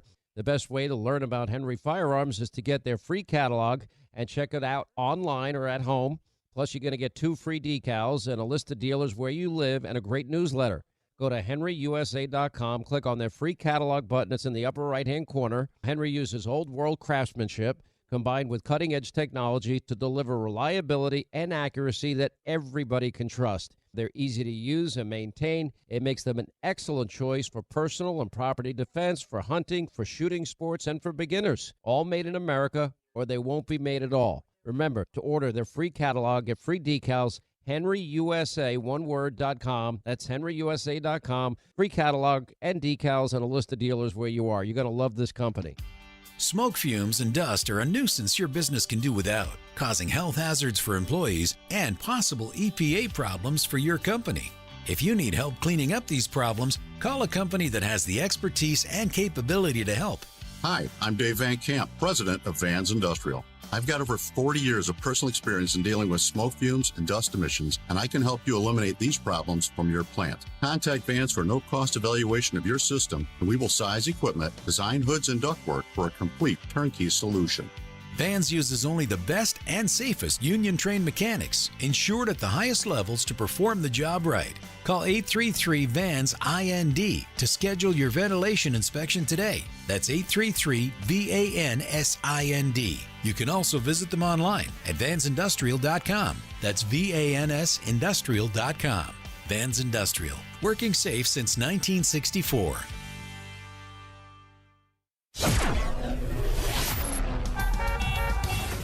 7:08. Let's get an update on the roads. Team Hochberg Traffic Center time is a service of our friends at Papa Nicholas Coffee, a Chicagoland tradition for over 5 generations. Choose Papa Nicholas Coffee because great coffee is their family tradition. Online at papanicholas.com. The Kennedy at an hour 10, O'Hare into the Burns Circle interchange. Car fire, I-55, Will County. Northbound 55 jammed up between Route 126 and the Veterans Parkway. Stop and go on DuSable Lakeshore Drive southbound between North Avenue and Chicago, while northbounders are completely diverted off the roadway between Chicago and Michigan because of a much earlier wrong-way crash that injured 2 of them critically. And again, DuSable Lakeshore Drive northbound remains entirely shut down. You're diverted off at Chicago Avenue. Chicago's Morning Answer continues next. AM 560 Weather Center forecast. Warmer today, clouds and sun, high near 80. Currently 54. Next news 7:30. Chicago's Morning Answer continues next on AM 560 The Answer. Now, from the Signature Bank Studios. This is Chicago's Morning Answer with Dan Proft and Amy Jacobson on AM 560. The Answer.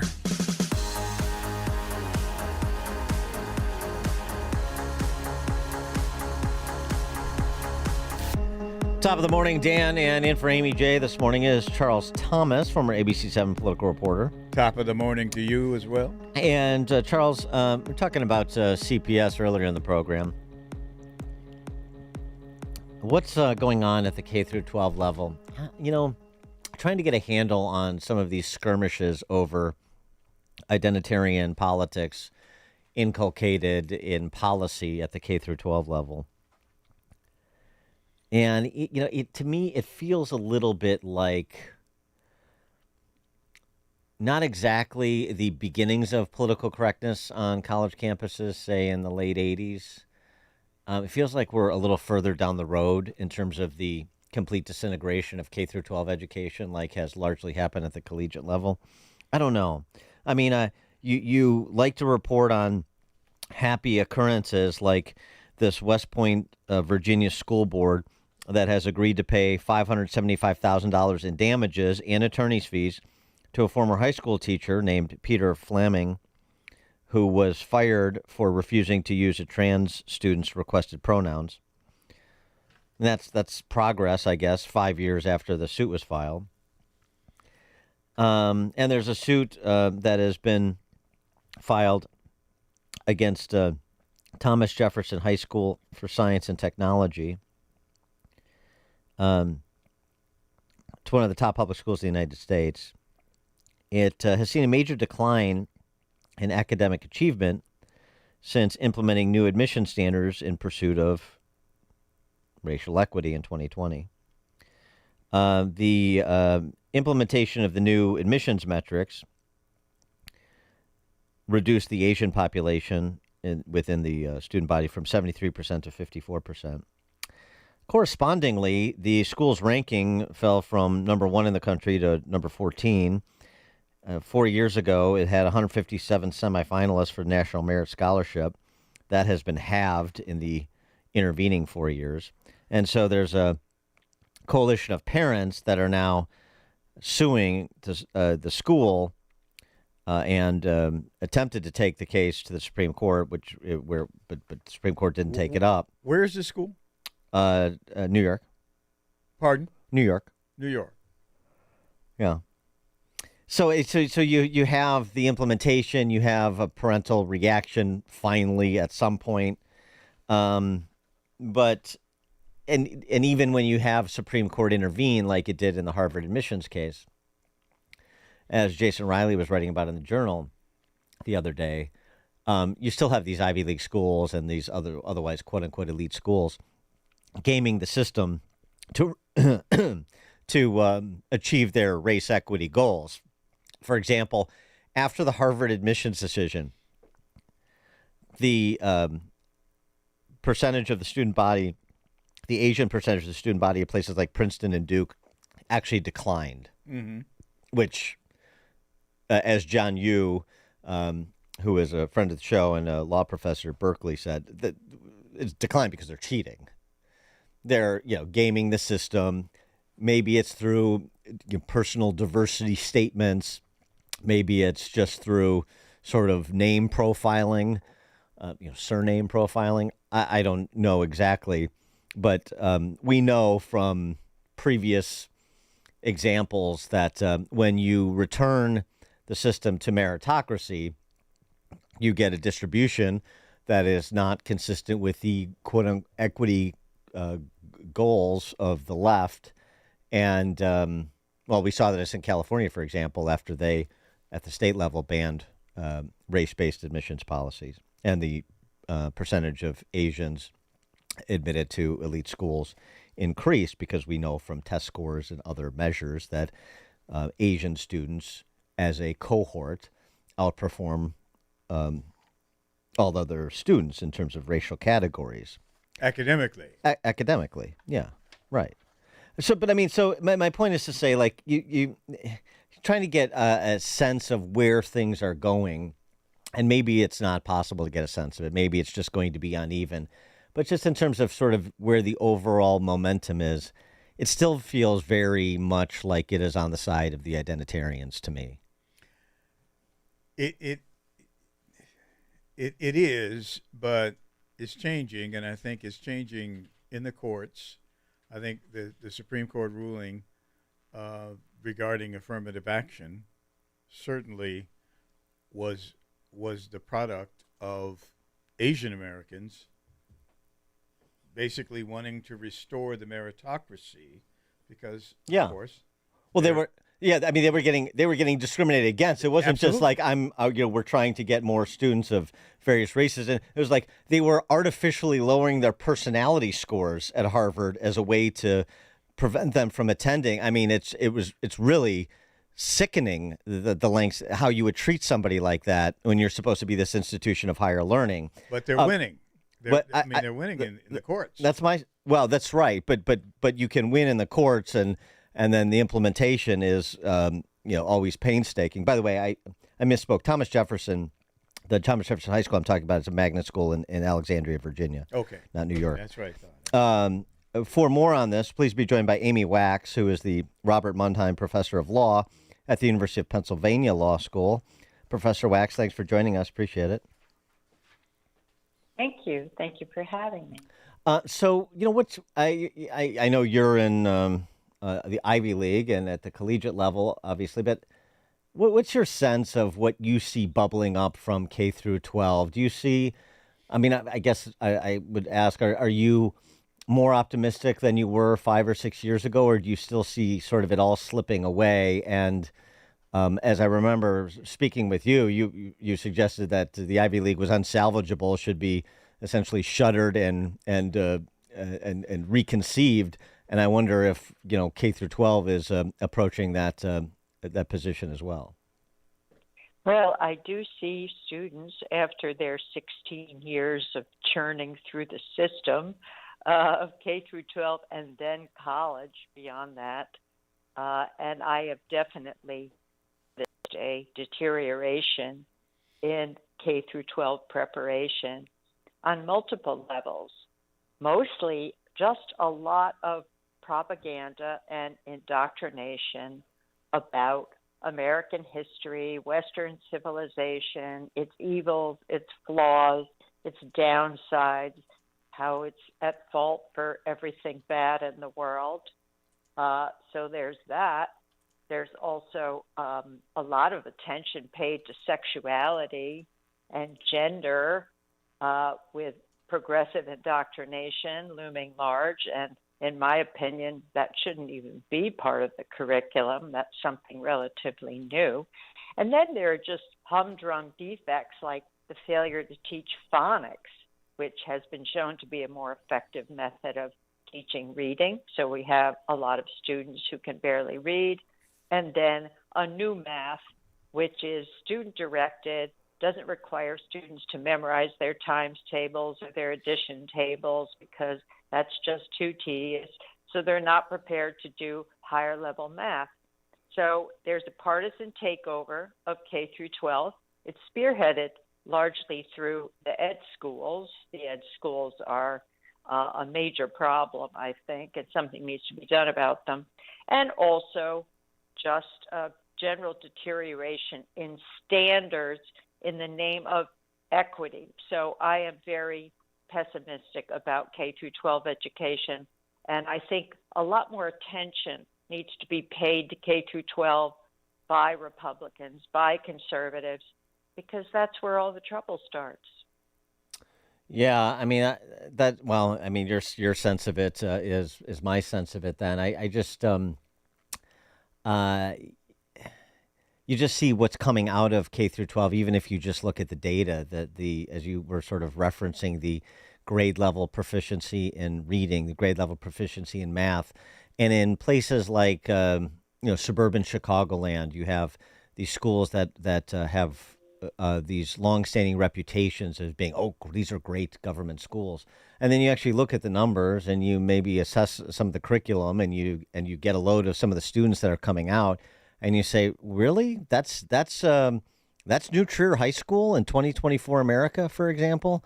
Very different than what it was 30, 40, 50 years ago. Of course, and the reputations are really sticky. There's a lot of gaslighting and sneakiness going on here.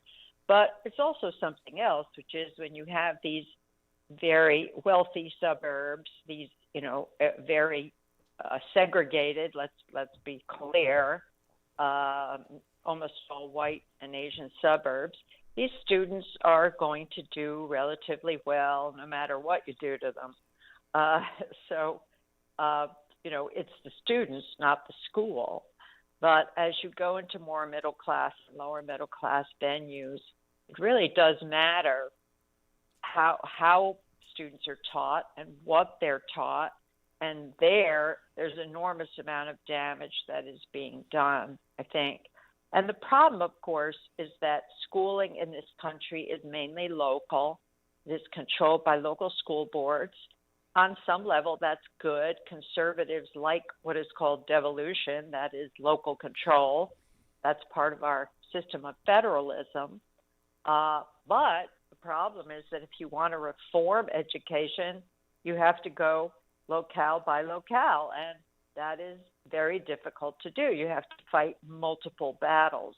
So I think that we need to look at the federal level for what kinds of tools and levers are available at the federal level to try and reform K through 12, very difficult. But also I sense a parental movement of rebellion. I don't know how big it is. It's hard to gauge that. But just from people I talk to, people I know, some of them just middle of the road politically, frankly, or even lean left, and they are not happy with what is going on in the government schools. They are seeking alternatives. They are tired of political correctness and the hollowing out of the curriculum and the poor ways in which literacy and math are being taught. So they are going to homeschooling. They are starting new classical academies. Some are looking at religious schools, Catholic schools, yeshivas, that sort of thing. Of course, some of those have been taken over by wokenists too. Right. So you have to be careful, and it's a lot of work for parents to find alternatives. Well, and to that point, I mean, you know, the effort by the education establishment, which is just which basically is like a wing of the new Bolshevik party, is to Harrison Bergeron successful kids, or kids that are going to be successful, and they're going to be successful regardless. To your point, the problem is that. So they'll get out and they'll do fine, but the majority will not. And as you said, status is sticky, convenience, resources, these are all issues. And so I'm just going to default to the local school and believe that it still it deserves the reputation it enjoys. And, and keep my head down and get my kid there through 4 years of it, and then on and off to college, and then I've done my part, kind of thing. And so the combination of that, plus, as you mentioned, something very important, that, the pipeline of personnel into these schools is coming from, Marxist departments within Marxist universities as well. So, I mean, it's basically a closed network. And the attrition, the time for real attrition to occur in terms of people leaving the system altogether, when you're starting with 90% of kids in K through 12 government schools, I mean, that will take generations and generations to have a material impact, given their reliable source of funding, meaning extracting it from the productive people. And so it seems to me that like something really seismic has to happen. There needs to be some sort of exogenous event or an paradigm shift, because the trajectory we're on now is for an idiocracy, frankly, and the Republic won't survive an idiocracy. Yeah, no, I agree with that.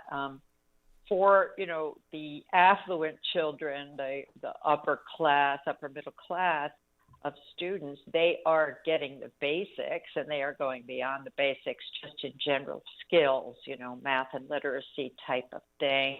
Although with the internet, even they are seeing a decline in skills because they don't read. They don't really do what is necessary to become truly sophisticated. But where the damage is being done, even with the elites, is in the indoctrination machine, the anti-Western, equity, inclusion, and diversity propaganda that they're hammered with every minute of every day. And that is the reigning ideology. And they're not even aware, in most cases, that there is another point of view. When they come to me, this is our future leadership class, of course. So their importance is outsized. When they come to me in law school, even if they're curious about conservative ideas, values, thinking, they are almost completely unaware of the fundamentals, the basic tenets, because their mind has been hijacked by the ed school contingent. So that's still a huge problem. The people that lower down on the totem pole, they have that problem, but also lack of basic skills. So that's compounded. But of course, they're less influential than the people from elite precincts. However, they vote. So, it really does matter that they're not getting both sides of the story. They're not getting a balanced view. They're not understanding all of the strengths and, the successes of our civilization and of the values underlying that: personal responsibility, civil society, small government, equal opportunity in the sense of a single standard, the meritocracy, respect and love for our nation. I mean, all of these values are not emphasized, quite the opposite. In fact, often they're labeled white supremacy. Right. I mean, it seems to me, rather than all these people that support their alma mater, support either Peter Thiel's foundation or Mike Rose, get people out and away from college into doing something productive. I don't know. I don't know what the answer is. I don't think it's a singular one, but there's not. I agree with what you said before too. There's just not an appreciation, even from most in the Republican Party, for how critical the situation is with K through 12. Amy Wax is the Robert Mundheim Professor of Law at University of Pennsylvania Law School. Professor Wax, thanks for joining us again. Appreciate it. Thank you very much for having me. And she joined us on the Turnkey.Pro answer line. This is the morning show more Chicago radio listeners are choosing. This is Chicago's Morning Answer on AM 560. The Answer. Signature Bank is Chicago's fastest growing independently owned business bank. It's a bank where relationships still matter. Signature Bank knows your name and your story. I'm Dan Proft, and I know this because Signature Bank is my business bank. Hi, I'm Paul Jenkins, owner of Bancroft Architects and Engineers, a service-disabled veteran-owned small business providing design solutions for clients, including the VA. When looking for a trusted banking partner, Bancroft was lucky to find that partner in Signature Bank in 2015. With Signature, personal service goes beyond a login and a PIN number. My staff and I have the comfort of knowing that we're dealing with real people who know our business and care about us as individuals. Signature helped finance our new state-of-the-art facility, and Bancroft looks forward to further expanding business opportunities for disabled veterans and historically disadvantaged communities. Signature Bank is looking for their next success story. To learn more about turning your business vision into reality, visit signaturebank.bank. Signature Bank, helping local businesses succeed. Member FDIC, Equal Housing Lender. Balance of Nature supplements, changing the world one life at a time. I'm a doctor myself. I've used it, and I've turned a lot of my patients onto it as well. It's a good product. I've actually taken the bottles up to him, and my doctor, he tells me, keep doing it. I am 87 years old, and I am an RN, and my PhD work is in anatomy and physiology. I watched your advertisement on TV, and I thought, I'll try it for just a month. I have stayed on it. Just think it is a marvelous product. Start your journey with Balance of Nature supplements. Call 1-800-246-8751 or go to balanceofnature.com and sign up as a new preferred customer. And for a limited time, get 35% off your first order with free shipping and our money-back guarantee. Go to balanceofnature.com or call 1-800-246-8751 and get this special offer by using discount code CHICAGO. If you're a business owner, manager, HR director, anybody that needs to hire people and staff, and you're in McHenry County, this is for you. How's it going? Do you have the people you need? How's the quality of your applications? How much time do you spend on staffing issues? It's a problem, isn't it? You've tried all the job postings, career sites, and nothing is working. Internet job postings just don't work anymore. Are you finally ready to do something that works? Contact Express Employment Professionals in Crystal Lake. It's working for their clients. Express Employment Professionals in Crystal Lake has people that they are placing. They find out what you need and get you those people. Better employees, less turnaround, just better results. Stop the madness. Make Express your staffing partner and get back to running the business and being a good capitalist. Express Employment Professionals for McHenry County. Go to expresshires.com. That's expresshires.com. Or call 815-788-8556. End the understaffed cycle.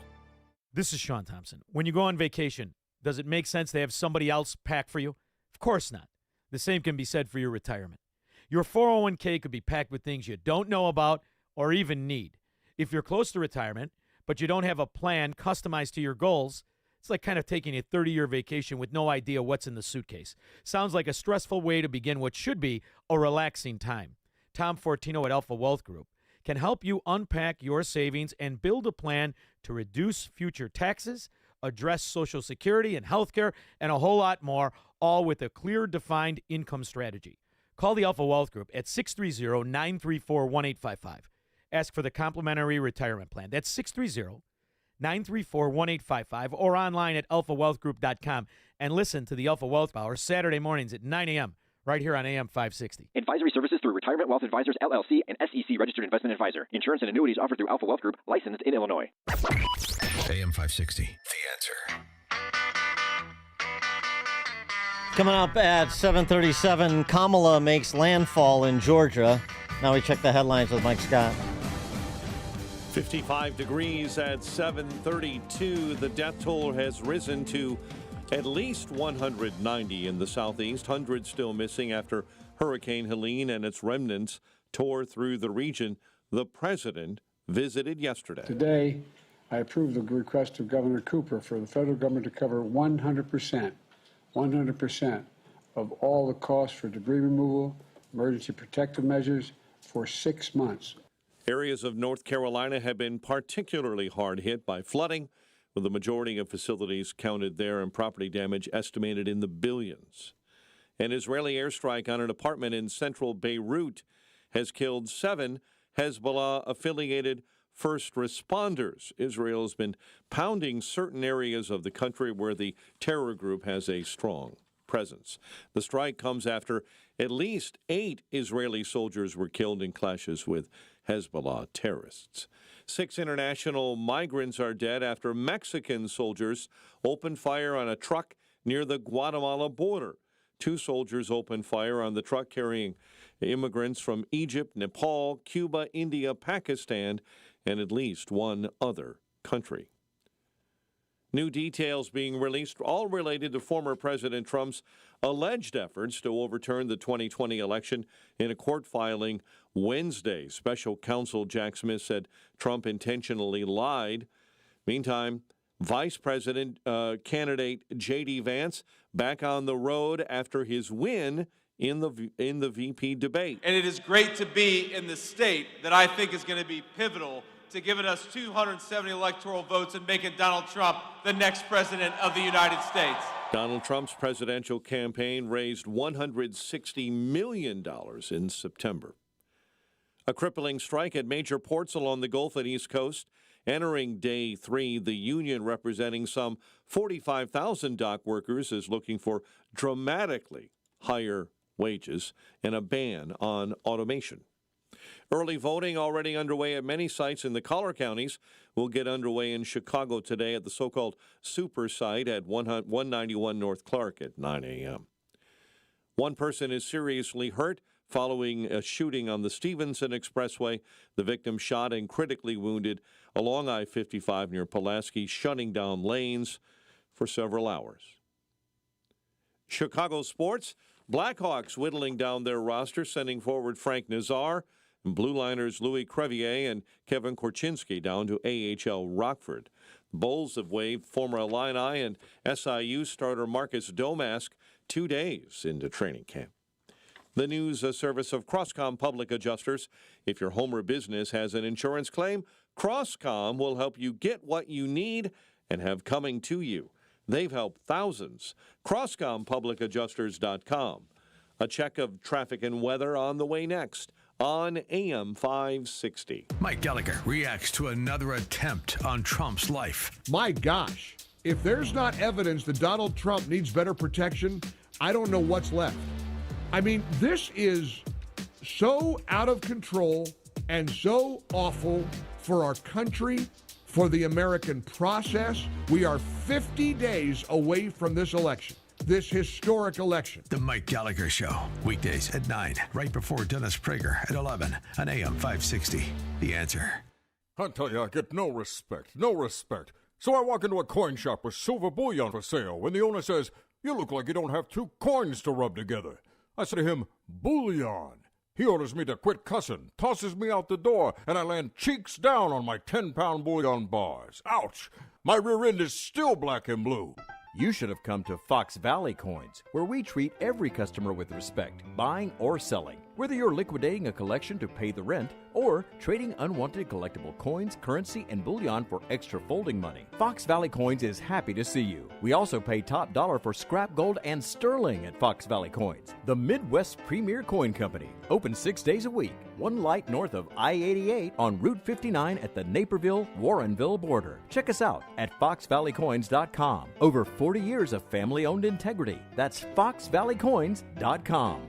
I'd get my butt down there, but the doctor warned me to take it easy for a week. Oh. You know, I couldn't stop talking about it to my family and friends. My knees are my trouble spot. But for me to tell them now that I'm doing so much better, they were amazed, and I've been amazed. QC Kinetics Cellular Therapies. Yes, it is amazing how these non-surgical treatments deliver joint pain relief for patients like Dr. Eric Williams, a successful chiropractor. Each week, I just started noticing that I could sleep and not have pain. I could play pickleball. I could do a CrossFit exercise routine. QC Kinetics revitalizes your joints so you can move again without the pain pills or invasive surgery. You know, I'm 60 years old and I want to stay competitive as long as I can. And QC has allowed me to do that. They did me right and really made a difference in my life. Book your free consultation with QC Kinetics today and experience the difference for yourself. I like to go, move, move, move. QC Kinetics. Call QC Kinetics, 312-809-5955. That's 312-809-5955. 312-809-5955. If you have high blood pressure, you have the #1 risk factor for mortality. Don't be a walking time bomb. Make this change and watch your blood pressure drop. Order a 120 Life today. Yes, 120 Life is an amazing blend of superfood juices that can actually help lower your blood pressure. It's been endorsed by thousands of health professionals and doesn't have the side effects of medication. It's up to you to control your blood pressure,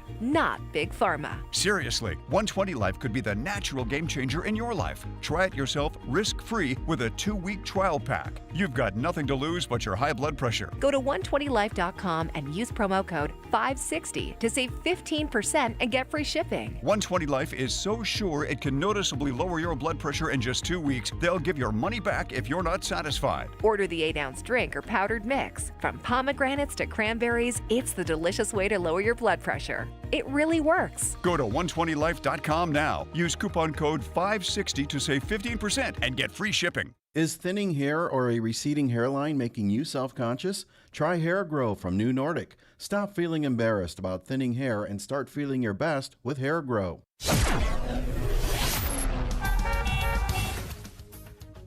7:39. Let's get an update on the roads. Team Hochberg Traffic Center time, a service of Papa Nicholas Coffee, a Chicagoland tradition for over 5 generations, combining heritage and innovation in every cup. Hot air roasted locally, cold blended in small batches. Choose Papa Nicholas Coffee online, papanicholas.com. Just got word moments ago, DuSable Lakeshore Drive, after that earlier wrong way crash that critically injured 3's just been reopened. So northbounders, you're able to get through after being blocked for several hours between Jackson and Michigan. All lanes open now. Still big delays. It's backed up for quite a ways. Southbounders, you're doing okay right now on DuSable Lakeshore Drive. You are backed up a little between Irving Park and Chicago. Dan Ryan, 34, into the Circle. Stevenson, 1 hour from the Tri-State into DuSable Lakeshore Drive. I-55 car fire northbound between Lockport Road and the Veterans Parkway. Chicago's Morning Answer with Dan and Amy continues next. AM 560 Weather Center forecast. Warmer, clouds and sun, high near 80. Turning mild, maybe a shower overnight, low near 60. 54 right now. Next news at 8. Chicago's Morning Answer continues next on AM 560 The Answer. Now, from the Signature Bank Studios. If you're looking for the latest news, insight into what it means, and the sharpest opinion, there's only one station in Chicago where you can turn, and it's this one. We're AM 560, The Answer.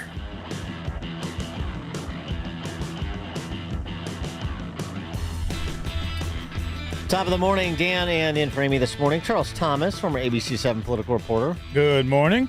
And Charles, Kamala made landfall in Georgia as anticipated yesterday. She was in Augusta, Georgia. She had her, she was all, dolled up in her, disaster relief jacket with the, I guess, vice presidential seal, or maybe presidential seal. I don't know. Go to the wardrobe and get that. Mm-hmm. Did she leave the necklace out this time, or got to get all costumed up? She got the necklace on? Oh no. The jacket was zipped up because she was, getting down, getting her hands dirty, getting down to the nitty gritty there, helping people, and she took time out to have a press conference, which was very generous of her. Been paying close attention from afar. She's always working. She's doing the work, and she does it every day because that's how often you have to do it. The president and I have been paying close attention from the beginning to what we need to do to make sure the federal resources hit the ground as quickly as possible. And that includes what was necessary to make sure that we provided direct federal assistance, and that work has been happening. The federal assistance, that's been happening. Also, of course, the importance of communication.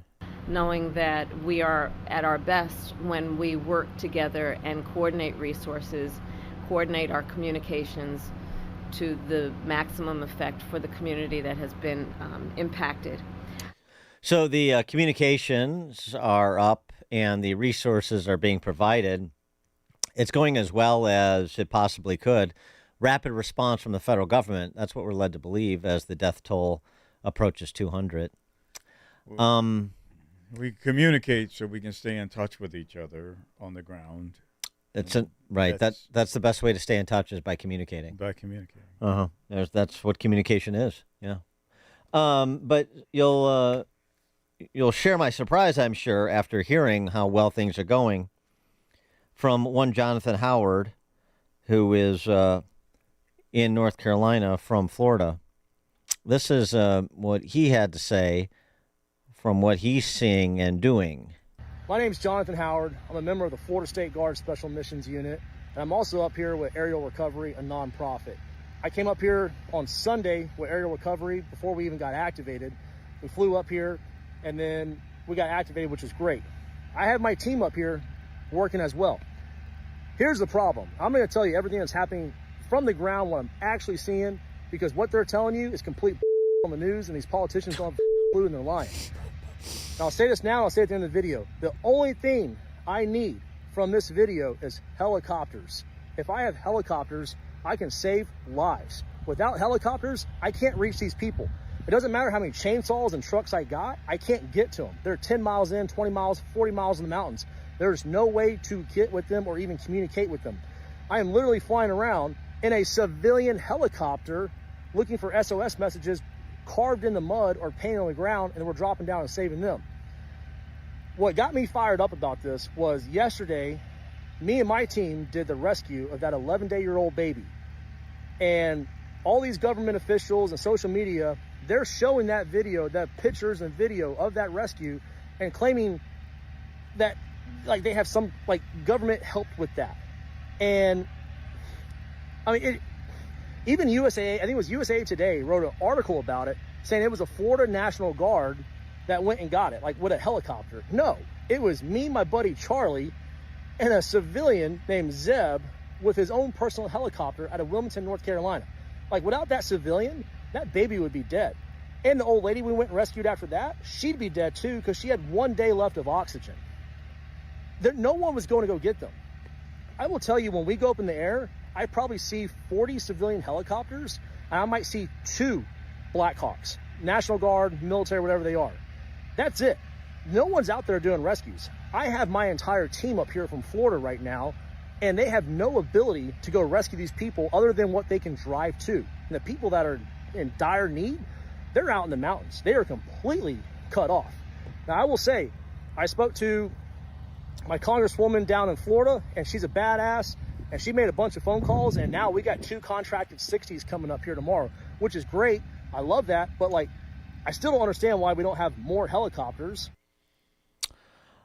So it appears that we've got a little bit of emergency response theater going on in North Carolina, Georgia, Tennessee. Charles, 312-642-5600, turnkey.pro, answer line and text line. Yeah, the thing, you know what, that story he just told, outrageous.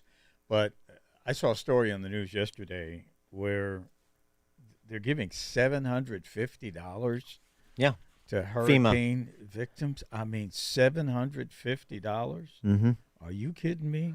I mean, you get more than that if you show up in Chicago as a migrant. You get, several times that much in terms of public aid. That's standard. I know because I went through it with Hurricane Ian in Southwest Florida 2 years ago, and that's exactly what FEMA did. A much different situation, although people were hit hard in Ian too. But what's happened in North Carolina, in particular, from what we've seen, is next level, and beyond the damage, of course, the main issue, which is what Jonathan Howard is talking about, is people that are stranded and in life-threatening situations, and where the resources, where the search and rescue resources first and foremost. We can get to the damage to homes and businesses and so forth, but the immediacy, you got to do things in rank order priority. How do you not have federal resources being delivered to that area so that people who are in life-threatening situations are not just left to hope that Jonathan, Charlie, and Zeb and Zeb's chopper will arrive for them? That's. I mean, if this was happening in New Orleans again, for example, and it was Trump administration, how would the reaction be? Oh man, who's the new age version of Brownie? Remember Brownie? Yeah. Back in the you're doing a heck of a job, Brownie. Yeah. Doing a heck of a job. Who's Brownie this time around? Yeah. FEMA. Anyway, I mean it's pretty outrageous considering what else is going on in the world, around the world, and how we're spending our dollars, and certainly not $750, no helicopters, people still stranded on roofs. This is this is America last. Mm-hmm. Mm-hmm. Tom in Blue Island. Morning, Dan. Good morning, Charles. Good morning. Dan, I'm sure this is directed a little more at Charles, but Dan, I know you talk about it all the time. So clearly we need an alternative education system, but it seems, Charles, if we don't get some kind of alternative, more vociferous media, an alternate media to repel these lies. You got 3 guys in a chopper, and what is the media showing? It seems like the media as I mentioned before, Rush Limbaugh used to say it's the media that controls the Democrat Party, and if we don't get some alteration in this, it seems like invariably we're going in the same direction regardless of who wins this election. Thanks for the call, Tom. Mike, Northwest Indiana. Good morning. I think as far as Biden and Harris are concerned, the only hills they're interested in protecting are Beverly Hills out in California. They could give a rat's butt about what's going on in North Carolina. Mm-hmm. Have a great day. Thanks, Mike. It sort of feels like that, doesn't it? Yeah, it absolutely feels that way, and I think we're hit with a lot of distractions. We got all these distraction stories that the media is spending a lot of time on, and they're not really dealing with something like this. Not at all. I mean, this is an entirely new, and I think the media is to fault to a large extent because we aren't covering it with what's the word I'm looking for? I mean, we're advocates for the government, the media. Yeah. I'm not speaking of myself because I'm no longer involved on a day-to-day basis, but we've abandoned that role. We're so rolled into the state, depending on who's in charge of the state. Into the state, and we hate the media hates Donald Trump so much that they'll do anything to make the administration not look as inept as it is. And it's tragic. It really is. Jim in Tennessee. Hey, Dan. Hey, Charles. Love the show. And I'm glad you put clips out like that shows really the truth. But I would have to say I'm not shocked by the fact that the civilian population is doing more than the government.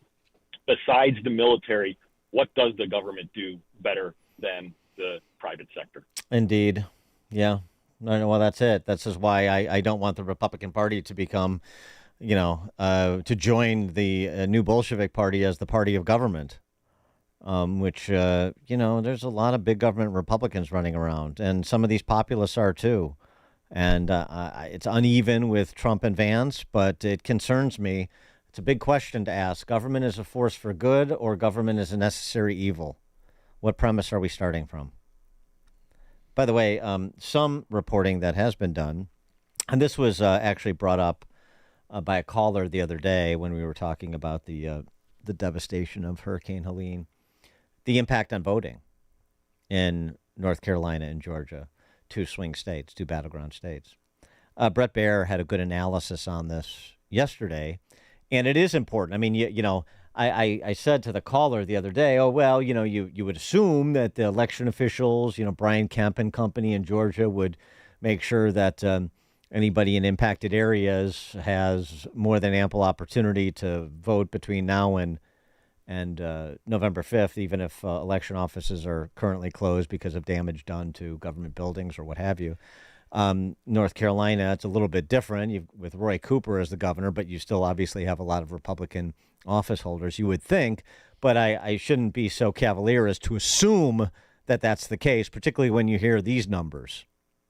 66 counties across North Carolina, South Carolina, Georgia, and Florida currently fall under the federal government disaster declarations. Now, according to the Washington Post, in those 4 states, counties under disaster declarations backed Trump, former President Trump, by nearly a 16-point margin 4 years ago. You see the disaster and non-disaster. They contributed to roughly a quarter of Trump's vote total in those 4 states in 2020. Now, the storm this year, just days ago, has upended the election planning in some parts of North Carolina. You see the red there. Mail and absentee voting started in North Carolina September 24th, 2 days before Hurricane Helene made landfall.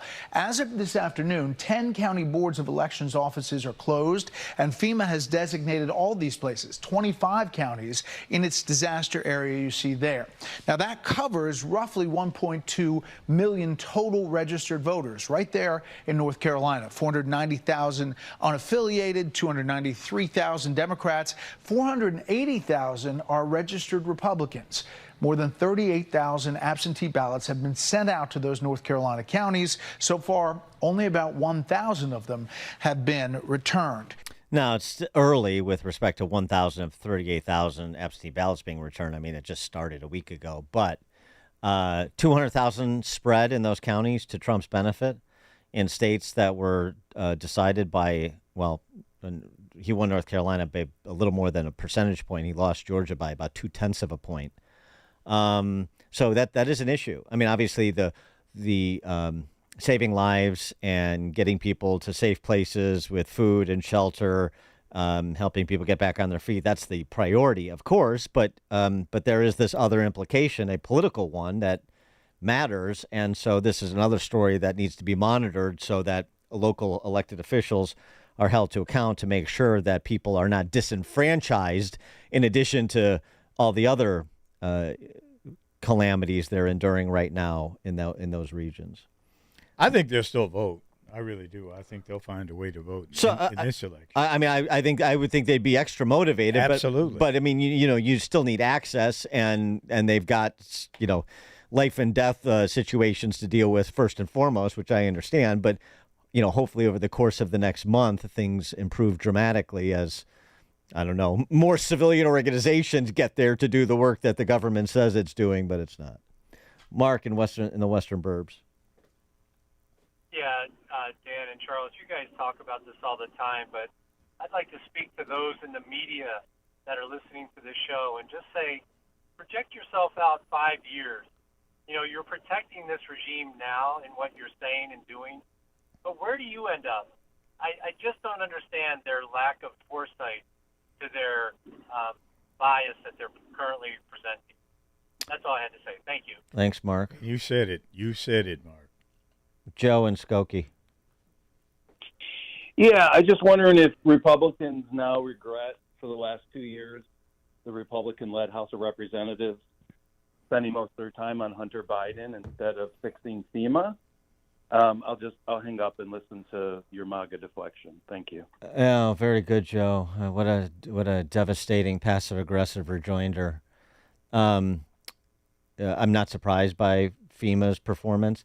The performance is not a congressional-based matter. That's not direct oversight. I mean, that they have some oversight, but as you well know, who does FEMA operate at the direction of, in addition to the agency director? Who does FEMA operate under when it comes to a natural disaster? The executive branch. Yeah, the president. So spare me. Spare me your MAGA deflection. This government is too unwieldy. It is not good at what it does across the board, and what it mainly does, and which is why it's not good at anything else, in addition to James Buchanan's explanation per his treatises on public choice theory, it's not bottom line sensitive. People don't spend other people's money as judiciously as they spend their own. These sort of fundamental principles that evade people who use words like MAGA deflection as like one party, particularly the New Bolshevik Party, are, efficiency experts when it comes to the management of government generally and crisis management in particular. Comedy. Pathetic. MAGA deflection.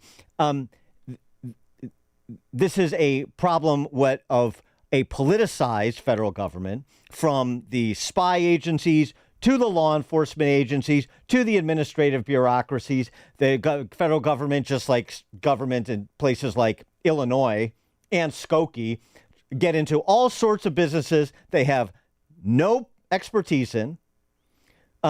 They have no idea what they're doing. They have no worry about being bottom line sensitive, so they can gum up the works in perpetuity. And most people will pay no attention to the layers of bureaucracy that are in these agencies. There's no accountability, no matter which party is in charge. And that's been one of the problems. And that's a fair criticism of the Republican Party. But to focus on the House Republicans trying to investigate, because the Department of Justice won't, this hillbilly crime family from Wilmington, and they can't walk and chew gun at the same time. They can't do other things in addition to let Jim Comer and a couple of committee heads focus on this Biden hillbilly crime family. What a hack and a hackneyed criticism. And that's all the left has to offer. Pathetic. And when you think about disaster management, think about Palestine. East Palestine, Ohio. Yeah, right. Yeah, let's get, where's P-Butt? Let's get P-Butt on the job, Joe from Skokie. Where's he? Department of Transportation. Scramble some Department of Transportation resources. Where are all those wonderful generals that spend all their time writing letters to deflect, to do a Biden deflection on Hunter's laptop? Where are they scrambling military resources so we're not solely relying on Jonathan, Zeb, and Charlie to rescue everyone? Nitwit. Coming up at 8:08, we'll talk to former Philadelphia prosecutor George Perry. Now we check the headlines with Mike Scott. One critically wounded in a Stevenson Expressway shooting. Judge vacates the conviction of the final defendant in the killing of an off-duty Chicago police officer. WIND Chicago News Time is 8 o'clock. Black smoke hangs over Beirut.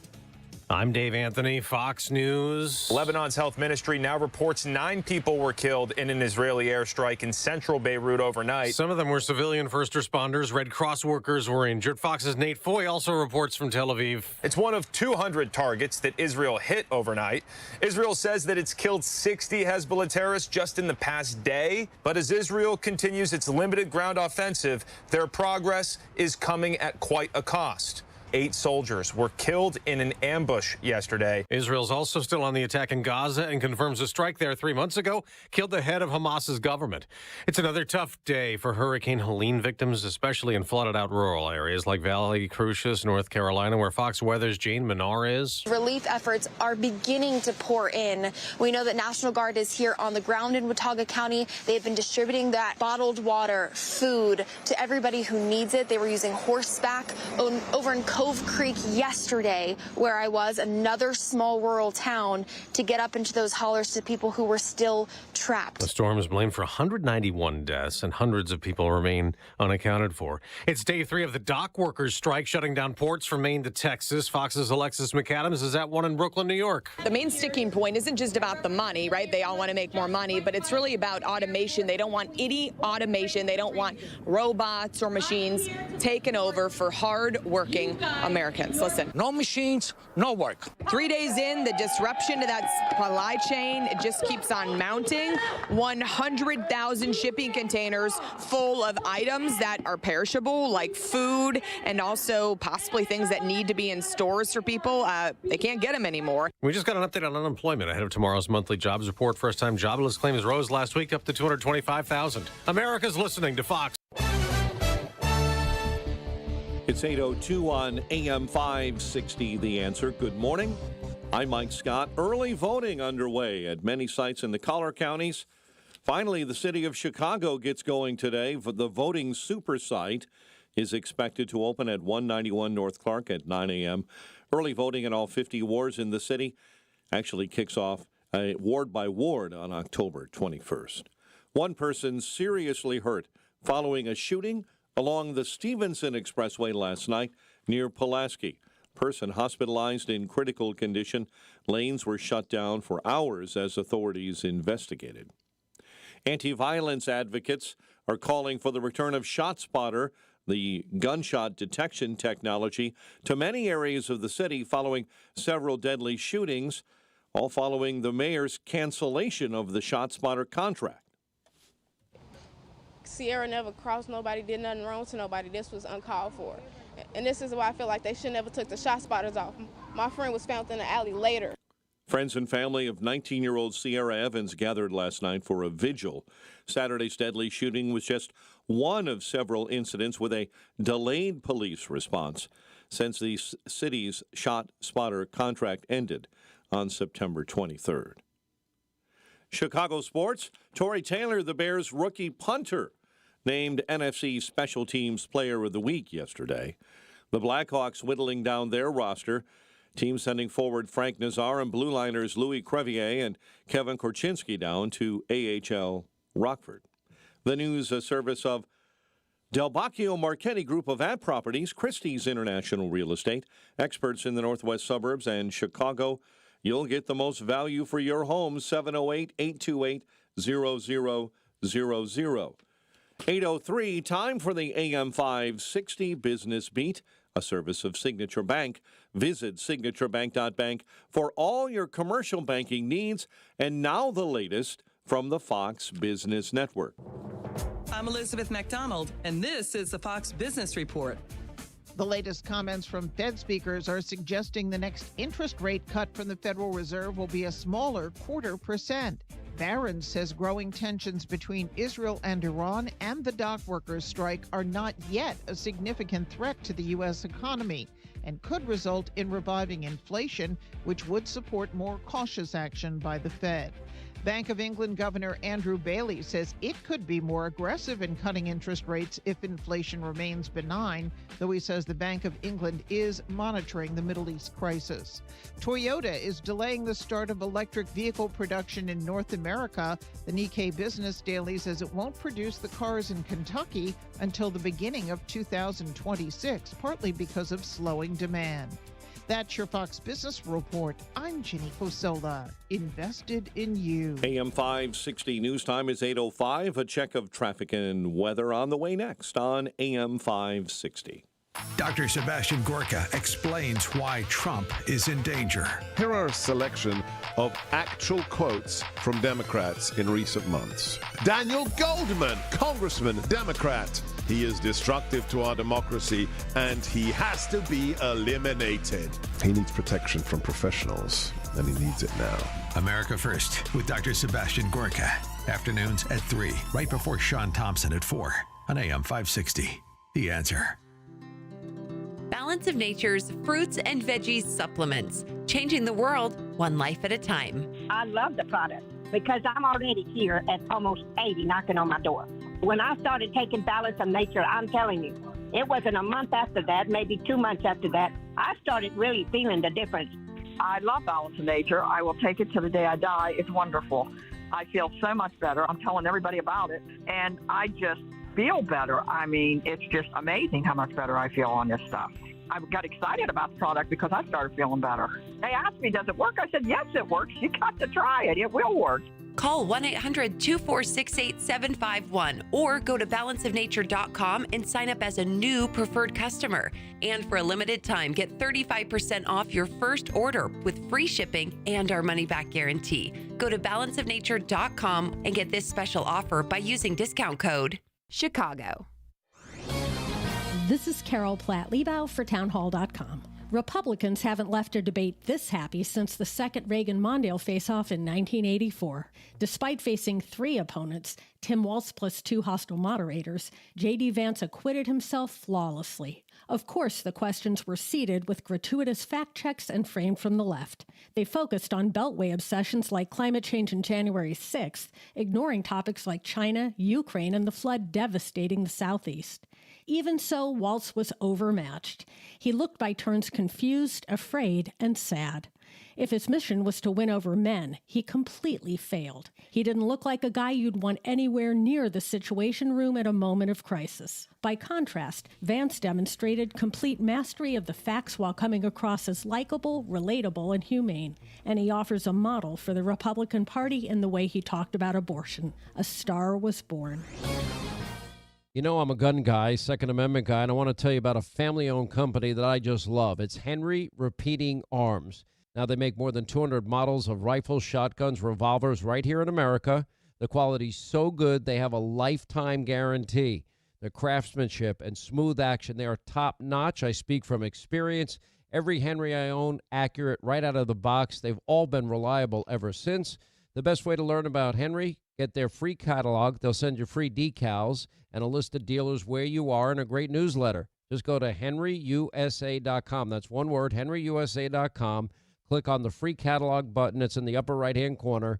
And they even donate to our military and veterans and law enforcement and first responders, children's hospitals, families with sick kids. They do it all. And also Guns for Great Causes programs. Anyway, go to henryusa.com. Get your free catalog, free decals, and a list of dealers where you are, henryusa.com. It's 8:08. Let's get an update on the roads. Team Hochberg Traffic Center time. And this update is a service of almostfreeteeth.com.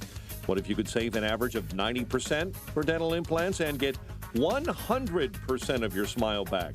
With a Blue Cross Blue Shield, PPO, or FEP, it's possible. Check if you qualify, almostfreeteeth.com. The Kennedy at an hour 20, O'Hare into the Burns Circle interchange. Tough sledding on the Ike this morning, seeing delays of up to 90 minutes from 390 into the old post office. Car fire on I-55 northbound between Renwick and the Veterans Parkway. And again, DuSable Lakeshore Drive finally back reopened after a much earlier wrong-way crash had things blocked for several hours. Chicago's Morning Answer with Dan and Amy continues next. Now your official Chicagoland weather forecast with Steve Williams. A bit warmer today with times of clouds and sunshine. Our high today near 80, turning cloudy, mild to shower tonight toward dawn, low 60. Shower early tomorrow morning, then clouds and sun, the high 73. And then sunny, terrific on Saturday, the high 78. I'm Steve Williams on AM 560, The Answer. 54 at O'Hare. Next news coming up at 8:30. Chicago's Morning Answer continues next on AM 560, The Answer. Now, from the Signature Bank Studios, This is Chicago's Morning Answer with Dan Proft and Amy Jacobson on AM 560. The Answer.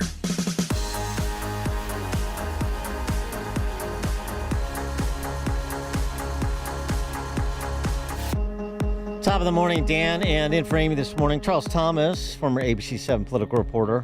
Good morning. Charles, I can't let it go. I can't let that call from the end of last hour go. I can't do it. I am so sick of that haughty attitude masking rank ignorance from soft-handed asshats like Joe from Skokie. The Joe from Skokies, that is going to be how the Republic ends. It's not going to be gangbangers on the South Side. It's Joe from Skokie. Here was his comment about when we were talking about Helene and the emergency response from the federal government. Joe and Skokie. Yeah, I'm just wondering if Republicans now regret for the last 2 years the Republican-led House of Representatives spending most of their time on Hunter Biden instead of fixing FEMA. I'll hang up and listen to your MAGA deflection. Thank you. MAGA deflection. I did. It went right by me the first time. To be honest with you. Yeah, he's so contemptuous. Not being a regular, I don't necessarily know the peoplescape, if you will. Well, I'm not sure I know Joe from Skokie, but I know the profile. I'm guessing he works in financial services. Just a guess. I don't know. Mm-hmm. But it's the sort of, like I said, the sort of disdainful attitude. You're so high-minded. You know, I'm up here above the fray, Charles. Joe from Skokie is above the fray. He's an independent thinker that sees problems on both sides. And, the Hunter Biden thing, Hunter Biden, who's now pled out to felonies. Everybody who has a room temperature IQ and a firing synapse or two knows this was an influence peddling operation that put the financial interests of the Biden family ahead of America's national security interests. That's not a big. That's just a waste of time. He's so concerned. Joe from Skokie has always been very concerned about FEMA being properly funded and properly managed. Oh no, he jumps in. You know, the administration who in charge is not responsible. MAGA Republicans in the House the last 18 months are responsible. The fungibility of money is a concept that Joe doesn't want to contemplate. If we only had properly funded FEMA. Oh, really? In addition to what? The trillions of dollars we're spending building solar panels in China? Underwriting wars the world over? Underwriting an invitation of 10 million people to come to this country at their leisure, call their own shots? Do I need to go on? All the money that's been printed and spent and borrowed and spent and is every day. If only that attitude, that profile, a guy who thinks he's smart, little snarky bitch from Skokie. I'm so sick of it. It is, and the failure to confront it is how you lost the state of Illinois and how you lose this country. I'm telling you that right now. The Joes from Skokie of the world. 312-642-5600, turnkey.pro answer line. Since Joe from Skokie is so on top of emergency management. Hey, Joe from Skokie, how do you like Jelly Belly? Do you regret Jelly Belly and your supermajority of Democrats, along with a superminority of surrender Republicans in this state? Per a friend of mine, the Illinois was going to send their Illinois emergency management team to North Carolina, but they had to retract the offer because they have nothing left in the budget. It was all spent on the DNC. Hey, what the? Are you happy about that, Joe from Skokie? Honestly, that grinds me. It just grinds me. But he called. He apparently is listening Yeah, he called. Answer. Well, it's fine, and that's good. No, he could, but they called because you let me call into this show of these troglodytes and really give them a wheretofore. I'll corner Proft with a little parry and with a little thrust from which he cannot parry, and I'm so smart and well-read, and I'm on top of things, and I'm not part of that MAGA cult. And what's wrong with that Charles Thomas guy? Is he some kind of he's black, isn't he? Yeah, right. you didn't vote for Biden. You ain't black. Oh, I'm not. No, that's what I understand. Because I did. That's what I understand. I'm not. I'm checking. I'm telling you.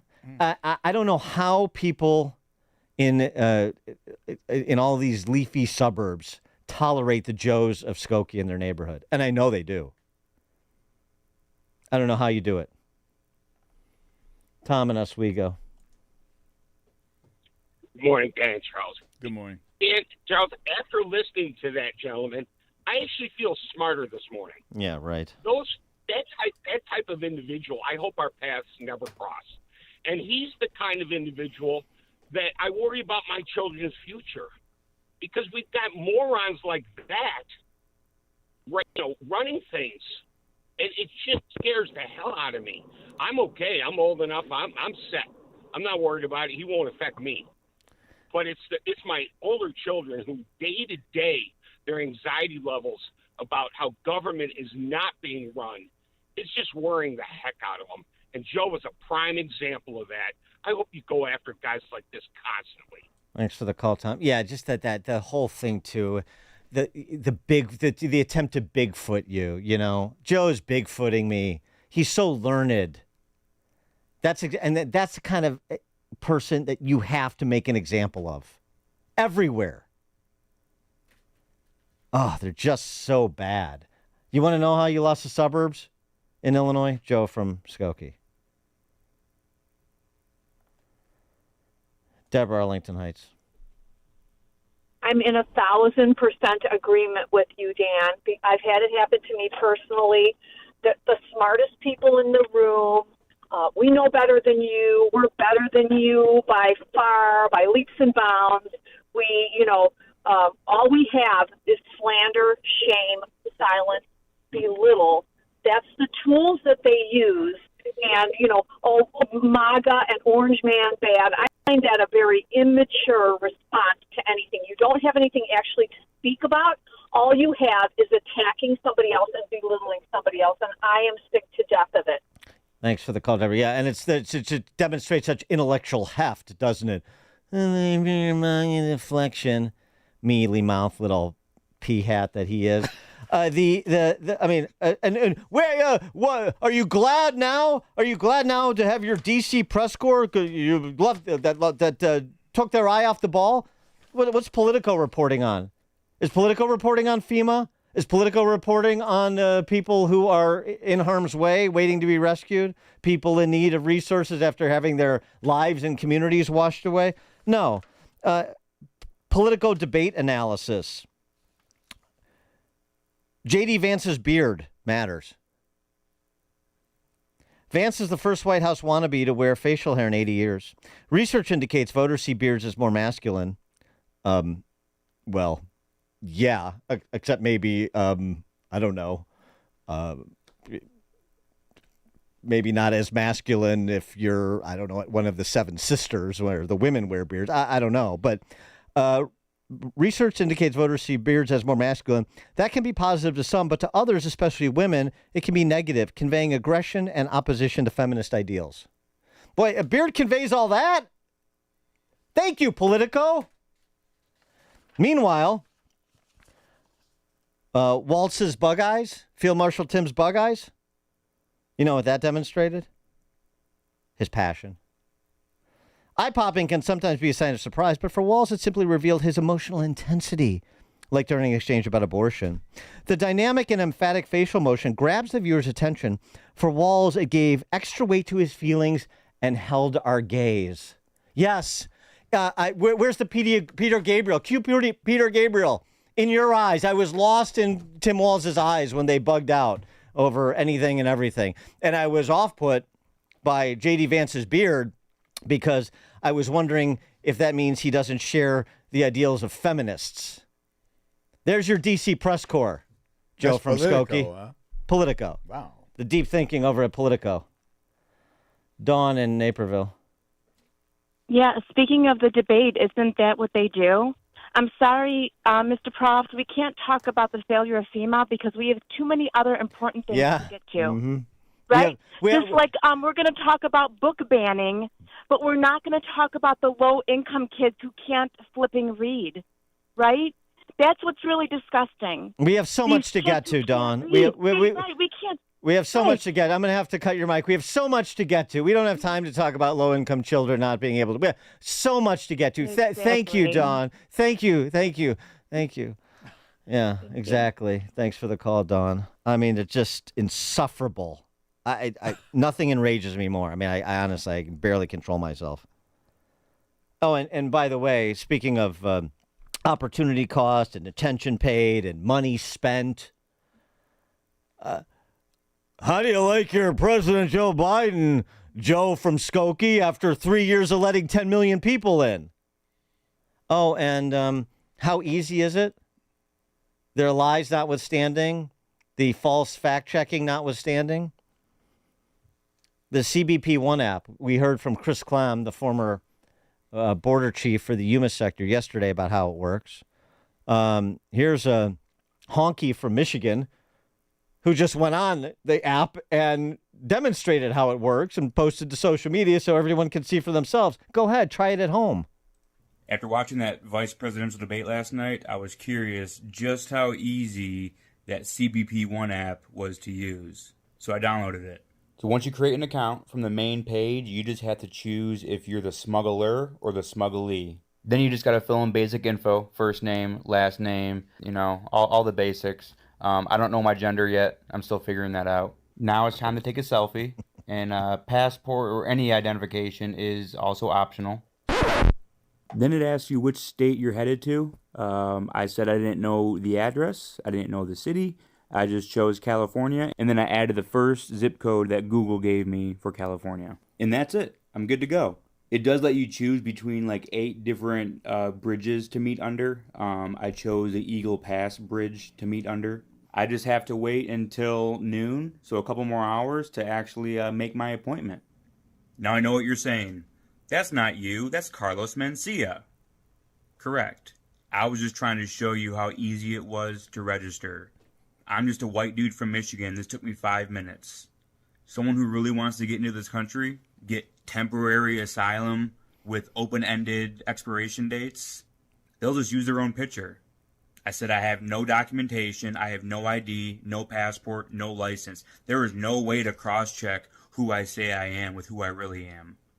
All they go off of is the picture that you submit. And 95% come in through the CBP app. Taxpayer funded, the transportation. And then the taxpayer funding doesn't stop there, as we all know. Very concerned about FEMA's budget. Holly in Des Plaines. Hi, I have a whole bunch of different thoughts. I just want to throw them out real quick, and I'm totally on board with you. First one is you had just said that FEMA is under the executive branch, not Congress.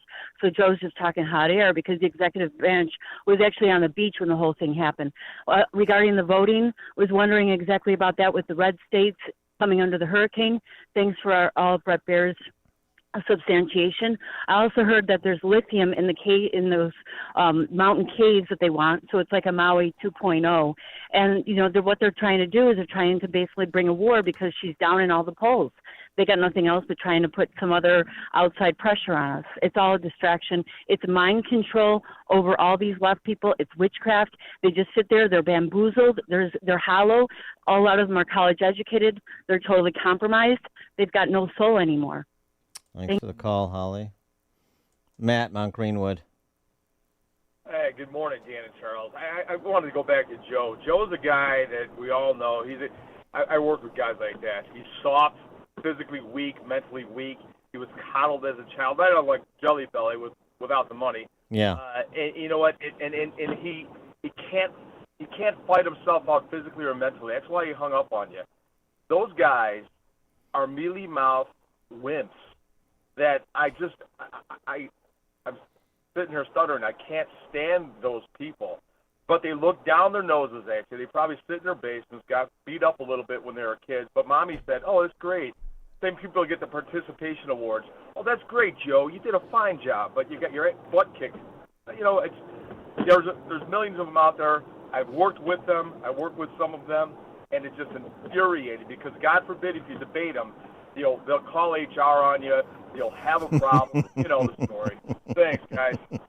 Thanks for coming. Yeah, they applaud Doug Emhoff, dog, for taking on toxic masculinity, right?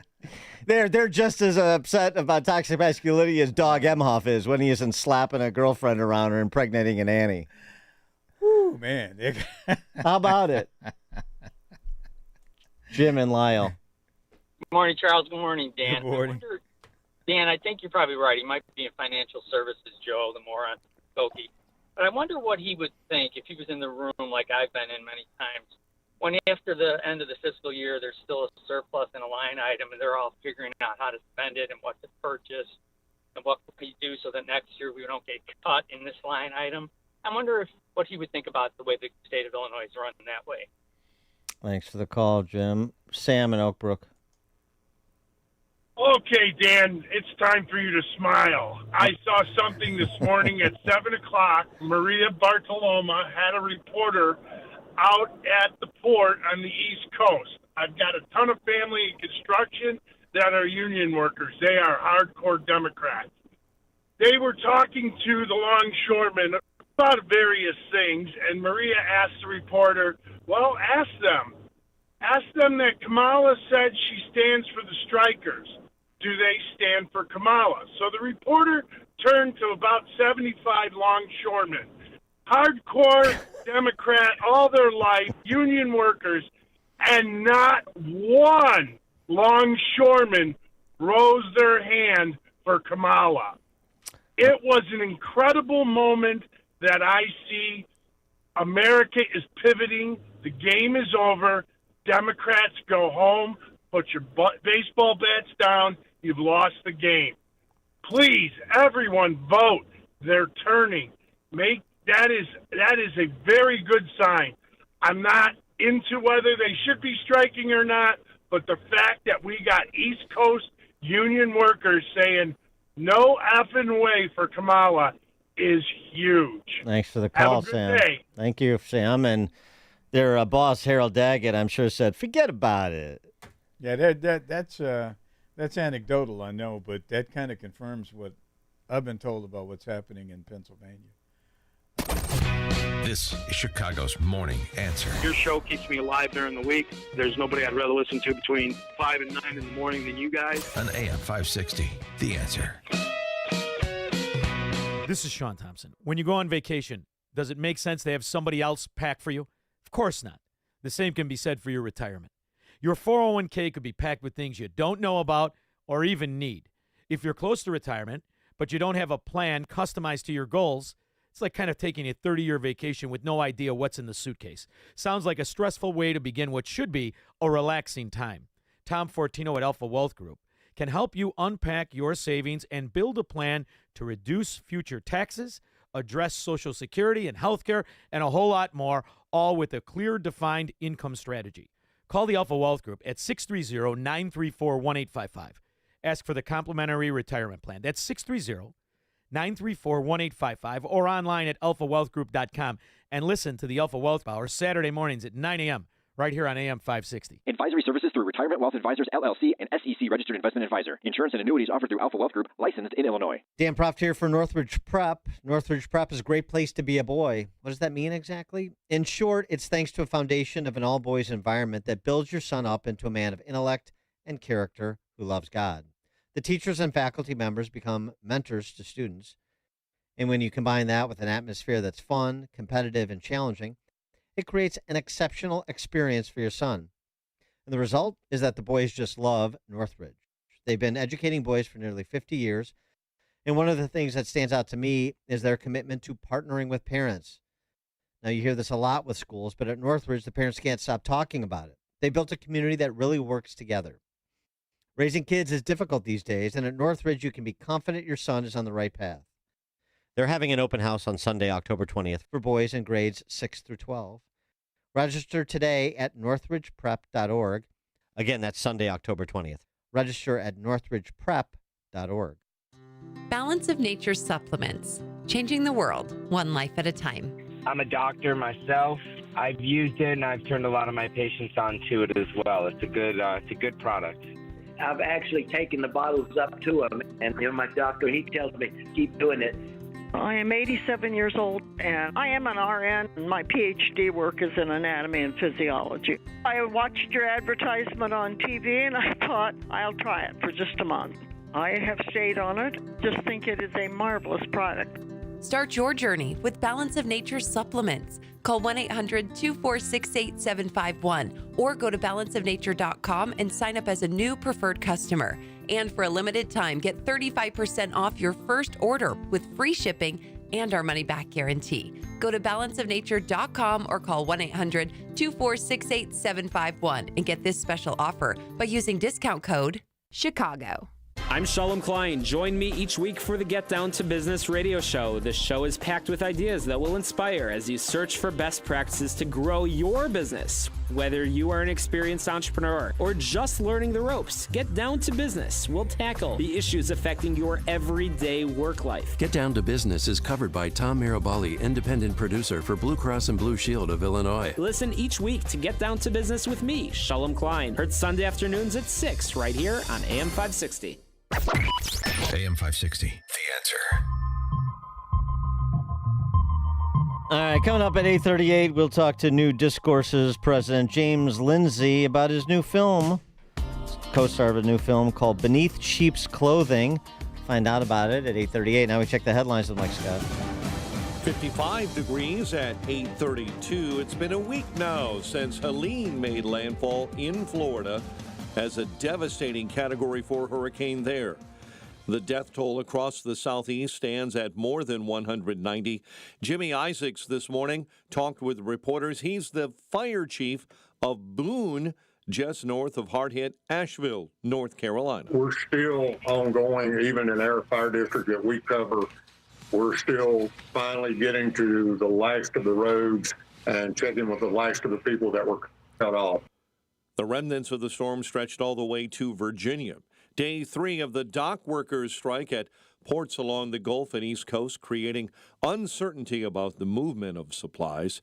Stephen Carnovale is a supply chain strategist, and he has his take on the strike impact. As this continues to go on and we enter the weeks, as that happens, then you're going to start to likely see either increased costs through increased transportation costs, potential shortages of products that come in. Dock workers remain on picket lines calling for vastly increased wages. Weekly jobless claims are up. The Department of Labor says in the week ending September 28, initial claims for unemployment rose by more than 6,000. Early voting already underway at many sites in the Collier counties. It will get underway in Chicago today at 191 North Clark at the so-called voting super site at 9 a.m. One person seriously hurt following a shooting on the Stevenson Expressway overnight near Pulaski. The person was hospitalized in critical condition. Lanes were temporarily shut down as authorities continued their investigation. A man was shot Wednesday on a Northside Red Line train near the Argyle stop. The 33-year-old was shot in the left shoulder and transported to St. Francis Hospital in fair condition. Cook County judge vacating the conviction of the final defendant charged in the 2021 shooting death of off-duty Chicago police officer Clifton Lewis. I'm still processing everything. I'm sure he's in a state of shock as we speak.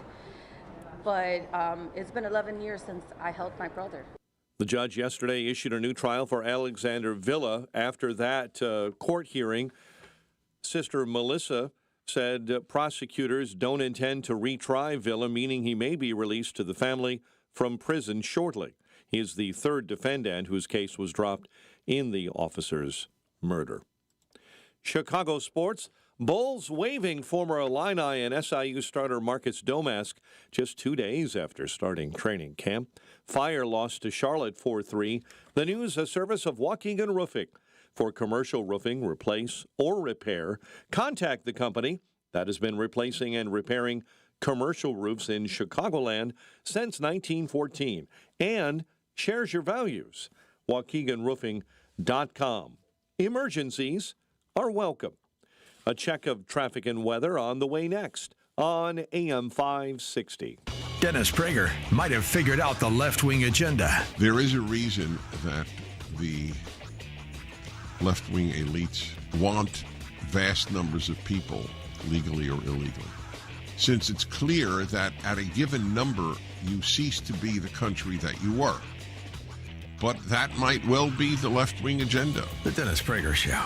Weekdays at 11, right before Charlie Kirk at 1 on AM 560. The Answer. Hello, everyone. This is your favorite president, Donald J. Trump, with some very exciting news.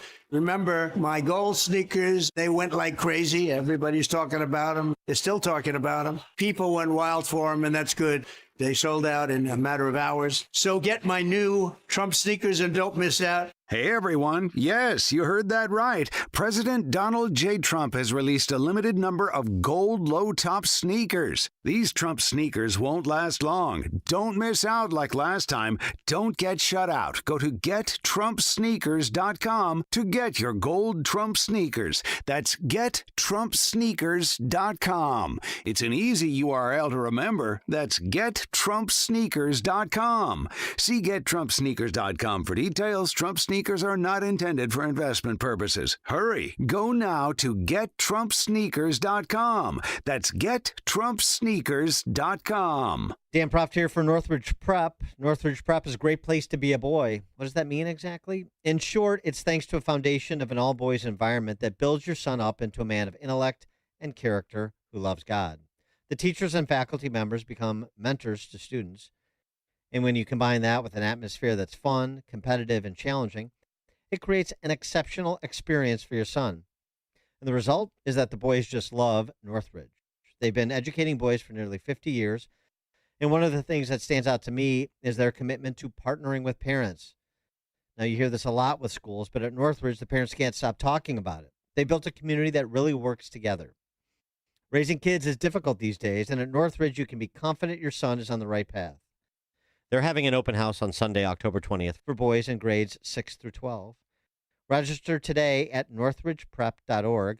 Again, that's Sunday, October 20th. Register at northridgeprep.org. Exercise and a healthy diet can help, but that can be hard, especially as we start to get older. It's like the choice between taking the stairs or waiting for the elevator. Sometimes the easier option can be tempting. But just like choosing to take the stairs, you can choose to get a variety of 31 whole fruit and vegetable ingredients. Balance of Nature supplements are formulated from the best ingredients available, and it's as easy as taking 3 fruits and 3 veggies capsules every day.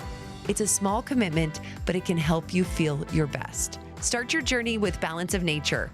Call 1-800-246-8751 or go to balanceofnature.com to get 35% off your first order as a preferred customer with free shipping and our money-back guarantee. That's 1-800-246-8751. Go to balanceofnature.com or call 1-800-246-8751 and get this special offer by using discount code CHICAGO.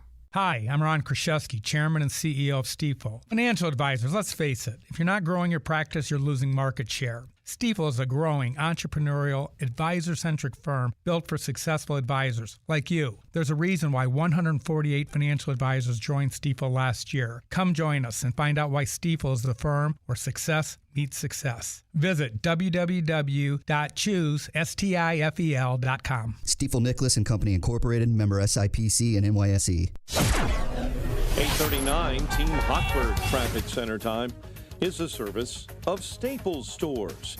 Staples prints anything you need for your business, like banners, flyers, and signs. Staples will beat any price. Print more, save more, up to $150 off your print purchase. Visit staples.com/print. Offer ends 11/2, or you can go to staples.com/price match for the guarantee. Antioch Lake County, traffic signals flashing red while Route 137 in Deep Lake, Oak Brook, accident York Road, north of 31st, and delays on the Tri-State, accident right lane block, southbound, just south of Ogden Avenue. Chicago's Morning Answer with Dan and Amy continues next. Now, your official Chicagoland weather forecast. A warmer day ahead, clouds and sun, high near 80, cloudy and mild, maybe a shower overnight, and a low of 60. 55 right now. Next news at 9. Chicago's Morning Answer continues next on AM 560, The Answer. Now, from the Signature Bank Studios. Only the biggest stories, only the biggest guests, and only the biggest opinions. This is AM 560, The Answer.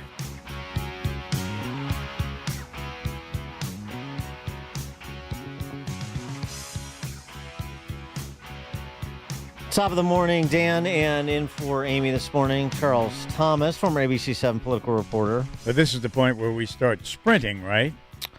Start sprinting, yeah. We've got. What's that? Is that the football? You got the football there? That was a football. Is that the big guy? So Gavin Newsom. This is interesting. You know, Gavin Newsom signed a law that's unconstitutional, but of course that's not a big deal in California.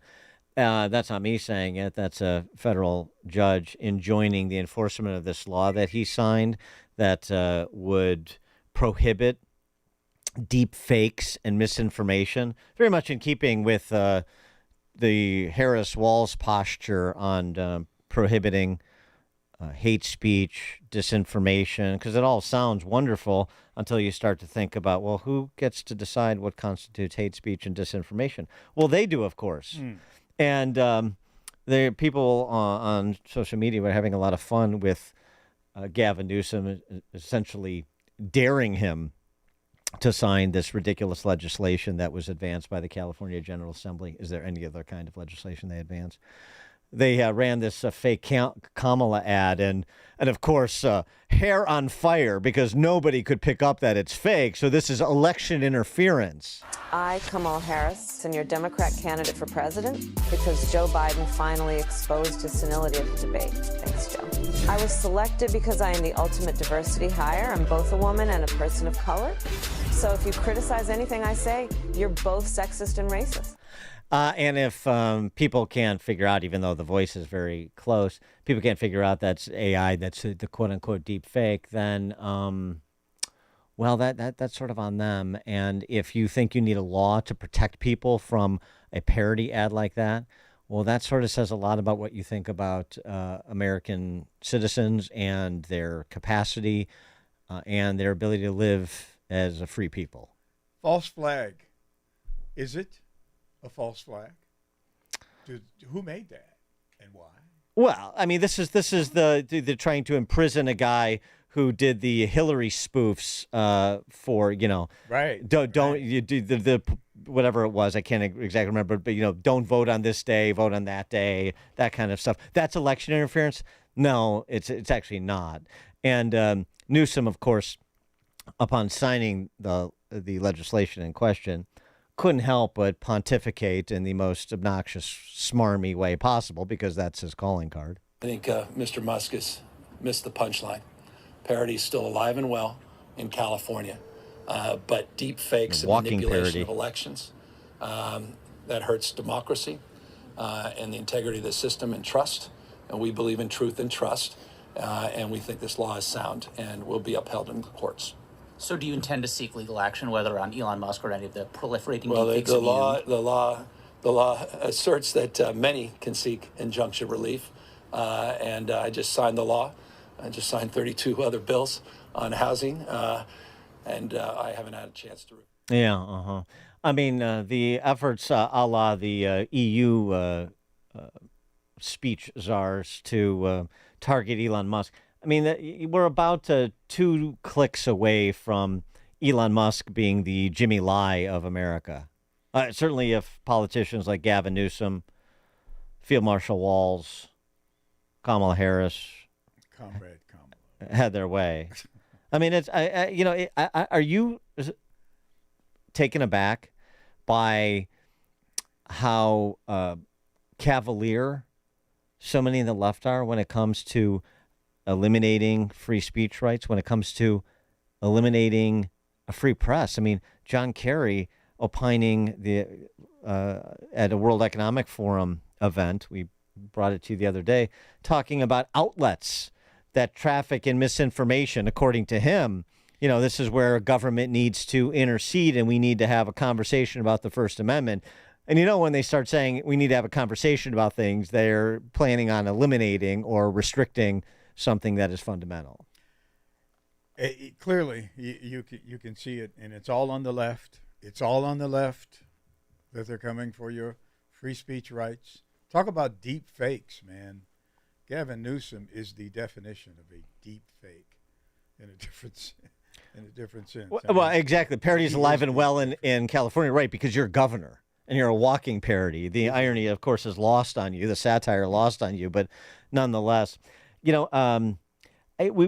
played this before on the show. We talked a little bit about this, but particularly thinking about James Lindsay's new film, Beneath Sheep's Clothing, which the plot of which, in case you are unfamiliar, it's a documentary that explores Soviet tactics used to penetrate the religious and educational spheres in the West, pointing out unsettling similarities to similar initiatives that have been seen in American churches and schools over the previous century, how these ideologies have quietly impacted religious and educational institutions, influencing generations' values and beliefs. Right. Yes, it's been going on for a long time, and then now it has sort of bubbled to the surface, and more people are taking notice of it. And to the extent you take notice is to the extent that, well, here come those same statists or this generation's version of them to silence those who would point out things that are uncomfortable, do anything other than repeat the beautiful lies that you're supposed to tell. And what I'm talking about is a 1984 interview by a Soviet defector and a former propagandist for the Soviet defector named Yuri Bezmenov. In 1984, the irony not lost on me, he had a warning for America about ideological subversion and explained, frankly, how the Soviets run their propaganda. Ideological subversion is the slow process which we call either ideological subversion or active measures, активные мероприятия in the language of the KGB, or psychological warfare.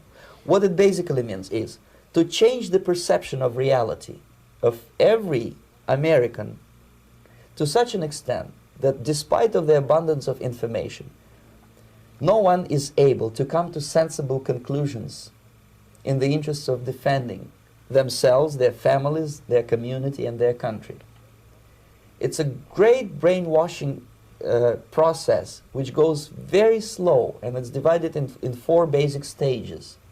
But I'll get to the stages. But what he said about where it leaves you, unable to defend yourself, your family, your country in any sensible fashion.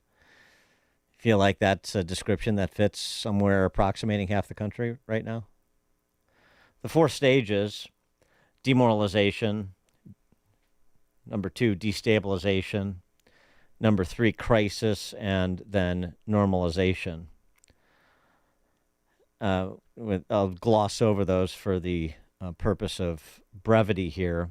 But one other point that he makes in this very good interview, which is available on YouTube, again, Yuri Bezmenov, I guess I can post it on X as well. Something important, too, about the fate of leftist intellectuals and activists that were instrumental in the destabilization. The destabilization is essentially the gaslighting that you were referencing, Charles. When their job is completed, they are not needed anymore. They know too much. Some of them, when they get disillusioned, when they see that Marxist-Leninists come to power, obviously they get offended. They think that they will come to power. That will never happen, of course. They will be lined up against the wall and shot.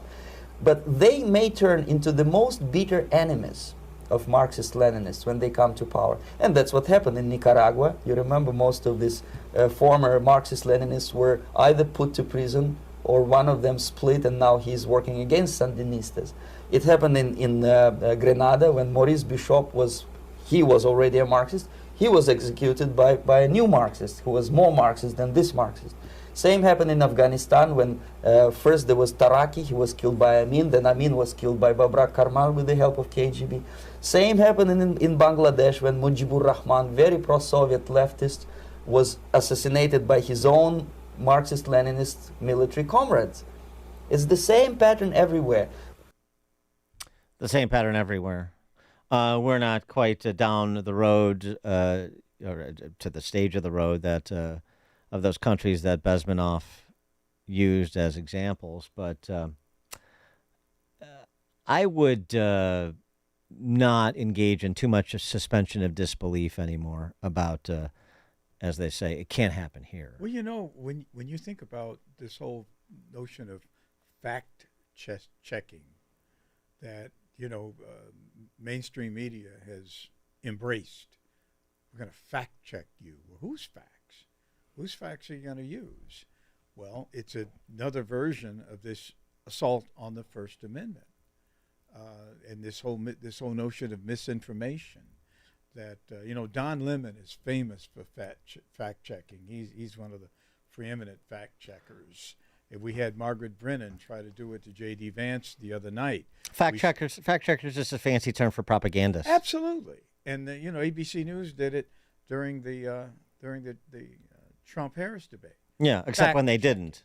Except when they didn't, right? And it's so obvious that we have institutional journalism leading us down this road, which is so painful for someone like myself who was trained in another era, to see what's happening now. For someone like Margaret Brennan, oh, that's her name, right? Yeah. You can call her Marge. To start talking about fact checking. What is a fact check? Who facts check who? I mean, what do you believe? I mean, if I tell you in the beginning God created heaven and earth, you're going to fact check me on that?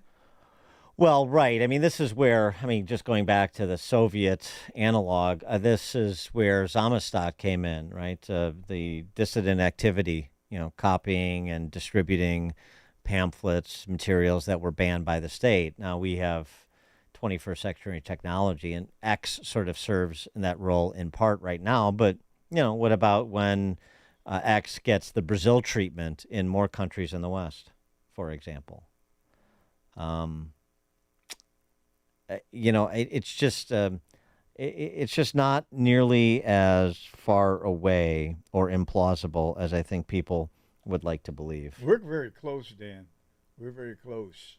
I mean, unless it's stopped soon, we're very close. Because we have young journalists who are coming up who really believe this is the way you do it. Oh, yeah. And this is frightening. It was the same conversation we had with Amy Wax from Penn Law School about education. So the pipeline is from ed schools in colleges to K through 12 government school systems. Well, the pipeline is from J schools to the DC Press Corps. They're both closed networks. And they both basically produce about the same quality of propaganda. Before you see it on TV, share it on Facebook, or read about it in the paper. Hear it here first. This is Chicago's Morning Answer on AM 560. The Answer. Protecting and growing your retirement assets can be complicated. From asset and legacy protection to retirement income and extended care, you need a plan. Mark Kohler, host of Retirement and Income Radio, heard Sundays at 11 a.m., helps retirees in or near retirement protect their accounts from market volatility. Mark can help you create lifetime guaranteed inflation-hedged income. Call Mark today at 844-619-SAFE. That's 844-619-7233. And listen this Sunday at 11 a.m. to Retirement and Income Radio. If you're a business owner, manager, HR director, anybody that needs to hire people and staff, and you're in McHenry County, this is for you. How's it going? Do you have the people you need? How's the quality of your applications? How much time do you spend on staffing issues? It's a problem, isn't it? You've tried all the job postings, career sites, and nothing is working. Internet job postings just don't work anymore. Are you finally ready to do something that works? Contact Express Employment Professionals in Crystal Lake. It's working for their clients. Express Employment Professionals in Crystal Lake has people that they are placing. They find out what you need and get you those people. Better employees, less turnaround, just better results. Stop the madness. Make Express your staffing partner. And get back to running the business and being a good capitalist. Express Employment Professionals for McHenry County. Go to expresshires.com. That's expresshires.com. Or call 815-788-8556. End the understaffed cycle. At Signature Bank, going the distance for business banking customers is what we do every day. We understand that business owners have a strategic mission, a drive to succeed, a plan for growth, and don't have time to wait for a bank to respond. With Signature Bank, you not only have a banking partner that has roots right here in Chicago, but our decisions are made locally too. Signature Bank knows that when you have a question or problem about your business, you want answers. You need someone who will pick up the phone or respond to your text. You need someone who is always there for you. That's Signature Bank. We are a team that wants to get to know you and your business. Want to be Signature Bank's next success story? Give us a call today at 773-467-5630 or visit us online at signaturebank.bank. Member FDIC Equal Housing Lender.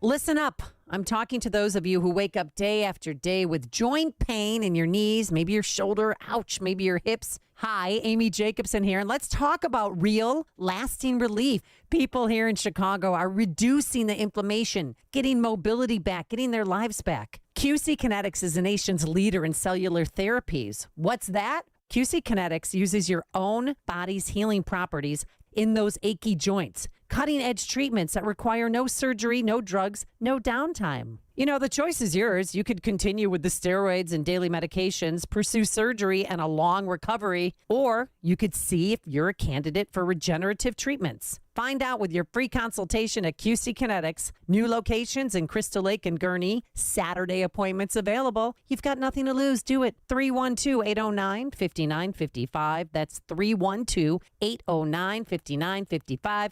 312-809-5955. Wesley Financial Group is not a law firm. If you own a timeshare, don't miss this public service announcement from Chuck McDowell, founder of Wesley Financial Group. If you receive an unsolicited phone call or mail piece to discuss selling, renting, or especially canceling your timeshare, don't fall for it. If you really want out of your timeshare, hang the phone up immediately or throw that mail piece in the trash and contact your timeshare resort or Wesley Financial Group for assistance with your timeshare. As the only Inc. 500 timeshare cancellation company, our knowledge, experience, and results has made Wesley a trusted resource for over 40,000 families we've helped get out of their timeshare.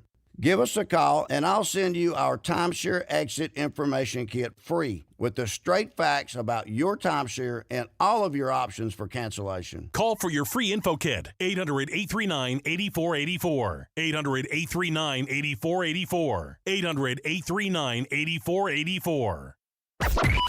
AM 560, The Answer. All right, if there's one thing to take away from today's show, Charles, I think it's this. I don't ever discuss personnel issues. I find it to be highly offensive, irresponsible, and raggedy, and I don't do raggedy. Brandon Johnson, BLM Brandon doesn't do raggedy. I don't do raggedy either, man. All right. I don't do raggedy. You do raggedy? I don't do raggedy. Okay. All right, we're in agreement. All right, thanks for joining us on this installment of Chicago's Morning Answer. We'll be back tomorrow. John Cass